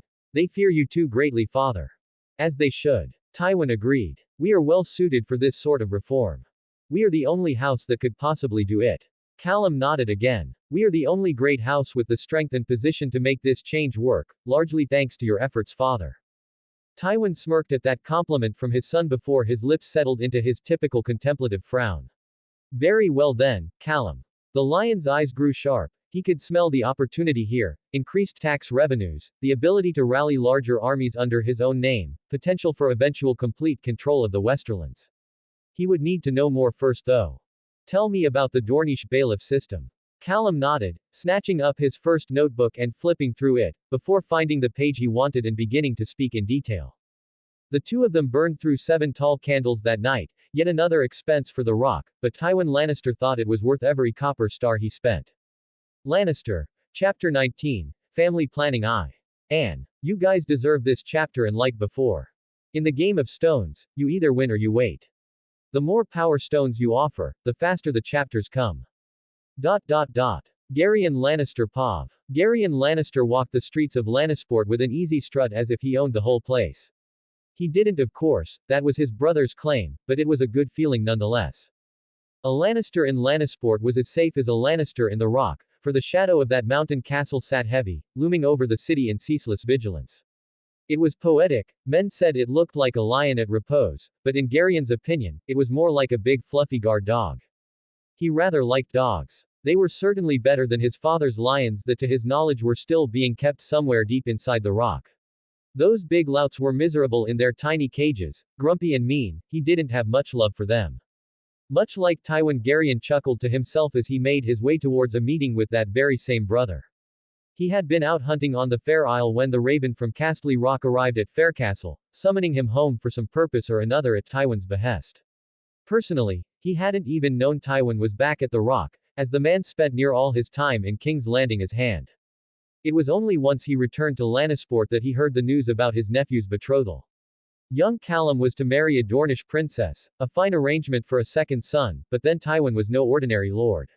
Still, the announcement put him in a merry mood as he strolled up to the Lion Gate. He could only imagine the decades of teasing about Dornish women he'd get out of the far too intense boy. Sir Garyon. The guard at the gate, Rob, if he recalled right, greeted him with a wave. Welcome back, milord. Good to be back. Garyon nodded to the man. Anything happened since I've been gone? I'd hardly know, sir. I only watch the gate. Nonsense. Everyone comes through the gate. Garyon chuckled. That means you know everyone. Not those Dornish folk, they used the sea gate. The man paused. I heard there was 2 princesses, I've never seen a princess before. Well, it seems one of them will be marrying my nephew, so you may well in time. That's true, that is. The guard nodded. Heralds were shouting the news across Lannisport this morning. Good for little Lord Callum, I say. Garyon declined to correct the man on his nephew's likely actual title and just nodded. Yes, good for him indeed. Now I won't take any more of your time. Never a bother with you, Sir Garyon. The knight nodded and Garyon chuckled, waving off the compliment as he entered once more his ancestral home, and immediately came face to face with a grand, highly decorated but nonetheless imposing staircase. Garyon sighed. There was a reason he chose to live in Lannisport. After one very long trek up to the top of the rock, Garyon was standing in front of his father's study, looking up at the door with a frown. Tytos had been dead more than 10 years now. It was Tywin's study now, but every time he stood before the door he expected somehow to find his father's warm laughter, not his brother's quiet scorn. Waiting to be invited in Garyon. Garyon whirled around as someone spoke behind him, only for a smile to light up his face. Tygot, he cried, laughing and embracing his brother. How are you, you grumpy cat? What are you doing back in Castle Rock? The youngest of his 3 older brothers rolled his eyes but patted Garyon on the back as he begrudgingly returned his embrace. Summoned by Tywin, same as you, I suspect, Tygot grumbled, though his smile did shine through. Though I've been here a few days already. Did you know our nephew Jaime is wicked with a sword? Reminds me of myself at that age. Reminds you of yourself in the War of the Ninnepenny Kings? Garyon asked, raising an eyebrow. He could barely remember when, as a child, every man older than himself in the household had gone off to fight the Band of Nine and Meleys the Monstrous in the Stepstones. You know what I mean, Garyon. Tygot groused. He's not yet blooded, still green on his blade, but he's as skilled as I was at that age, better maybe. The man nodded. I suspect in a few years we'll be hearing about him as one of the bravest knights in the realm. Well, if he lives that long. That's a cruel thing to say about our nephew Tygot, Garyon said, slightly taken aback. True though, young knights die often, whether they're talented or not. No amount of talent makes you immortal, not unless your name is Barristan Selmy. Tygot grumbled. But enough about this, now that you're here maybe our lord brother and Kevin will finally be willing to tell me what scheme they've cooked up for us. They haven't told you yet. Garyon had been hoping that Tygot might know a bit more. Tywin was quite tight-lipped in his letter. No, it's just like it always is with him. Do what I say and don't ask why. Tygot grumbled. Still, I think he'll tell us now, the slightly taller man said, marching ahead into Tywin's study. Garyon followed him of course. The study hadn't really changed much at all since they'd been children, playing on the floor while their father wrote letters and such. Garyon remembered it had frequently been a place of laughter and fun, though somehow he imagined that under his brother's reign, it would be much more dreary, all grumpy frowns and incomes and expenditures. Much to his surprise, that wasn't the case, at least today. Instead the study was fairly alive with movement. First and foremost, all of Tywin's children were there, even his youngest Tyrion, the twisted and ugly toddler, who was sitting off to the side in a sort of pen made by a pair of chairs lying flat. Kevin was there too, with his wife by his side chatting quietly. Likewise, young Jaime and Cersei, looking so alike they might be mistaken for each other if not for their clothes, were off whispering to one side, while a wayfish young boy he assumed must be Callum stood close to Tywin's desk, his hand on his chin as he gazed down at whatever paper was there. Jenna was greeting Tygot, and now turning her eyes towards him, a genial smile on her face. And of course, there behind the desk was Tywin, his expression for once not so dark and brooding as he surveyed the room with what Garyon might call a small sense of satisfaction, though the man pointedly avoided looking in the direction of his youngest son. Still, it gave the impression that they were actually a family, and Tywin's long shadow didn't seem as dark as usual. Garyon. Jenna greeted him, rushing over to hug him, and Garyon could only greet his sister with a smile. How have you been? I do hope your hunting on Fair Isle went well. Garyon put on a winning smile as he returned her hug. Of course it did, why I'm well known as the best hunter in all of Westeros, he chuckled at his own joke. 3 deer, 6 hares, and a wolf I bagged, the skins and antlers are all down with my things in Lannisport. He paused for a moment, and Lord Farman was very courteous as well, a good host the whole time. Lord Farman. Garyon glanced over as his niece Cersei spoke up, her green eyes intelligent and quick. His daughter's my bedmaid Jane, she'll be happy to hear he's doing well, the girl explained quickly. He's a cheerful fellow, and as a cheerful fellow myself, I get along well with him, Garyon confirmed for the girl, before turning his gaze to his two yet ungreeted brothers. Tywin, Kevin, it's good to see you both as well. Garyon. Tywin nodded shortly, but not in an especially hostile manner, while Kevin gave him a warm smile. Tywin simply continued as he was wont to do. Now that you're here as well, we can begin properly. Shut the door if you would. Lannister. Chapter 20. Family Planning 2. Anne. Great job, everyone. Next goal, top 30. Keep the power stones coming, we're almost there. In the game of stones, you either win or you wait. The more power stones you offer, the faster the chapters come. Garyon. Tywin nodded shortly, but not in an especially hostile manner, while Kevin gave him a warm smile. Tywin simply continued as he was wont to do. Now that you're here as well, we can begin properly. Shut the door if you would. Garyon blinked, then did as his brother said, shutting the door to the study, and latching it for good measure, he turned back to face his brother, along with everyone else in the room. Tywin was the sort of man who had that effect on people, even when he was your older brother. What's this about Tywin? Tygett groused, some political scheme. Tywin glared at him, but Tygett wasn't the type to be cowed by that, so they just held each other's gazes, causing the room to settle into an awkward silence. Eventually, Tywin spoke, still not breaking eye contact with Tygett. In essence, yes, this has to do with a political scheme, one that involves the entirety of House Lannister, our Bannermen, and the Westerlands as a whole. Tygett looked a bit vindicated but also seemed to be growing uncomfortable under their eldest brother's stare, which did not waver as he kept speaking. I've gathered you all here because every member of our family will be involved. That is why I told you to bring your wife. Tygett finally broke the staring contest to cough slightly. Darlissa isn't able to travel right now. A shame that, Tywin said harshly, before his own gaze broke off, scanning over the room. I will be frank with you all, my intention is to solidify Lannister rule over the Westerlands, completely and irrevocably, by implementing a series of political reforms meant to codify and extend our power. These reforms have been extensively researched and planned by myself, Maester Eomund, and Callum here. He gestured to the boy next to him, who perked up at the praise. Garyon couldn't blame the boy, praise from Tywin was a rare thing, though he couldn't fathom how a boy that young had any impact on Tywin's political machinations. They touch on nearly every aspect of government and administration in the Westerlands, particularly in House Lannister territory. Garyon glanced around again. Jenna was tilting her head in curiosity but didn't seem surprised. Kevin looked like he knew this was coming, which he probably did, and Tygett looked unimpressed as always. Where do we come into it? The third son of Tytos asked coolly. Tywin folded his fingers. I am creating a new administrative position, dubbed Lord Temper. It is a position for a temporary lord, to be appointed over an administrative region of Lannister territory to govern for a 5-year period, at the end of which the appointment will end. The territory will neither be inherited, nor owned by the appointee. Instead, they will perform a lord's functions, oversee the collection of taxes, the execution of justice, the raising of banners, and whatever other functions that may arise. They will wield power, but only in my name, like a castellan, but for the land instead of a castle. Tywin's gaze was sharp. I would like to appoint you two, Garyon, Tygett, as the First Lord's Temper. Jenna, your husband Emmon may be useful for this as well, presuming he has the spine to arrive here in person. All, encourage him, Jenna said, sounding more exasperated than frightened. Honestly, if you didn't go to every possible length to scare him. Enough, I don't need to hear about it. Tywin waved her off with his hand. Tell him he may have it if he comes to me and asks properly. He'll need to swear an oath to serve House Lannister in that position, but that shouldn't be a hard choice. It's better than he'll get as a household knight for his Weasley old father. Tywin said coldly, and for once Garyon, and hells, even Tygett agreed with him. Nobody really liked the phrase. The primary point, you two, is will you accept? When you say temporary lord, Garyon started, only to be cut off by his eldest brother.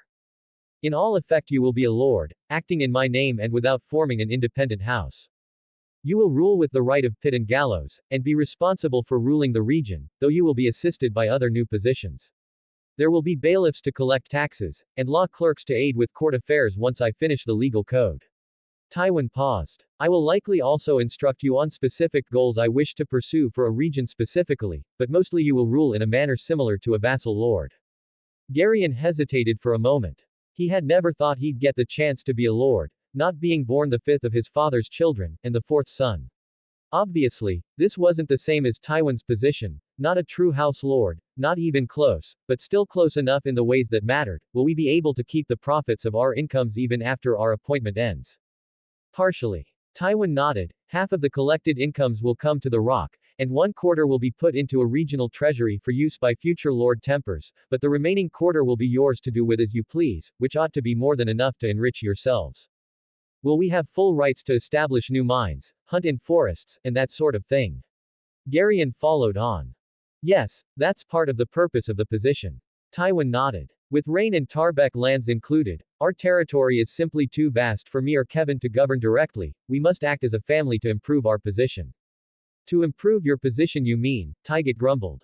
To improve all of our positions, Tywin said firmly. There isn't a person in this room who does not benefit from these reforms. They will elevate House Lannister to levels of power and authority never seen in the Westerlands or Seven Kingdoms.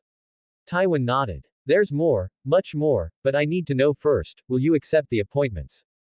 Garion again hesitated, before frowning and asking one last question. Before I answer, I'd like to know where you're sending me. Tywin nodded, gesturing towards a map of the Westerlands on the wall.